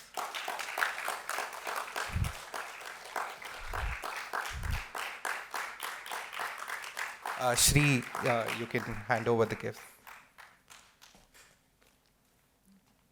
Go there, Shri. I think they'll take Shri there.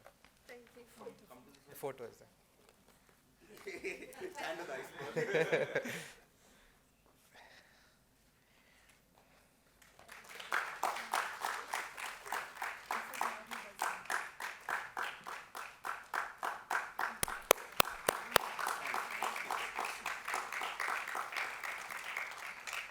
Thank you. Thank you, BLT. I can just add.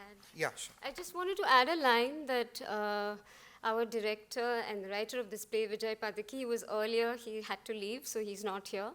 And the other thing is that this play is often done as a precursor. It can be done in a classroom, and then the teacher can take forward. So the survivors that we get often when they're children, and then you get them into groups, and you get them to actually get into an activity, and then share that. So it doesn't just end like this usually. Just wanted to say that. So with that, we come to the end of today's programs. Before we move on to dinner, I would like to mention a few people who have been instrumental in making today happen. First and foremost, our esteemed guests who graced us with their presence, enriched our discussions and inspired us with their insights. Mr. Vasu Dixit, Mr. Jiji Skaria, Ms. Usha Rajagopalan, Mr. Sean Sebastian, Mr. Sandeep Rao, and Ms. Purnima Sukumar. A special mention to our performers, Ms. Anoushka Maskey and the Bangalore Little Theatre, for their captivating and thought-provoking performances. We also extend our sincere appreciation to the exhibitors in stalls, including Ms. Kanchan Ratna, Arvani Art Project, Ms. Bhavna Velturkar, Mr. Abhishek Srivastav, and Ms. Uchri. Our heartfelt thanks to the India Climate Collaborative, who have been our knowledge partner, for their invaluable support and guidance throughout the event. We also express our deep gratitude to the Shakti Sustainable Energy Foundation for their knowledge input and unwavering support. Our event today would not have been possible without the expertise and dedication of our sound engineer, Mr. Shiva, who's right there. Thank you. A special note of thanks to Ms. Saraswati, MP, the Secretariat at Bangalore International Center, and the whole team over here who have made today happen. And thank you for providing this amazing auditorium to us. Our heartfelt thanks to Dr. Jaya Sundi, our Executive Director, and Mr. Munish Sapta, the Director of Strategy and Corpus Generation at C-STEP, for their visionary leadership and unwavering support throughout the planning and execution of today's event. A special thanks to Ms. Rajashri Menon, our Chief Financial Officer, and the finance team at C-STEP for their meticulous financial management and contribution of today. A very big shout out to our Manager of Travel and Hospitality, Ms. Lalita, who's managed the travel and stay of all our guests. Manjunatha Ishwar, who is the Senior Manager of Purchase and Administration, and our technical support staff that includes Mr. Srinu and Mr. Ramanaidu for helping us out today. We would also like to thank our HR team for all their support. We extend our gratitude to all the researchers at C-STEP, without whose work and contributions today's event would not have been possible. I would finally like to thank all the members of the CPE team for working tirelessly to make today happen. Finally, a big thank you to our audience for your unwavering support, and we look forward to future collaborations and initiatives that will continue to make a positive impact on our planet. As you head out, I request you to hand back the feedback forms if you still have them with you. And I invite everyone to move on to have dinner on the terrace Have a wonderful evening. Thank you so much.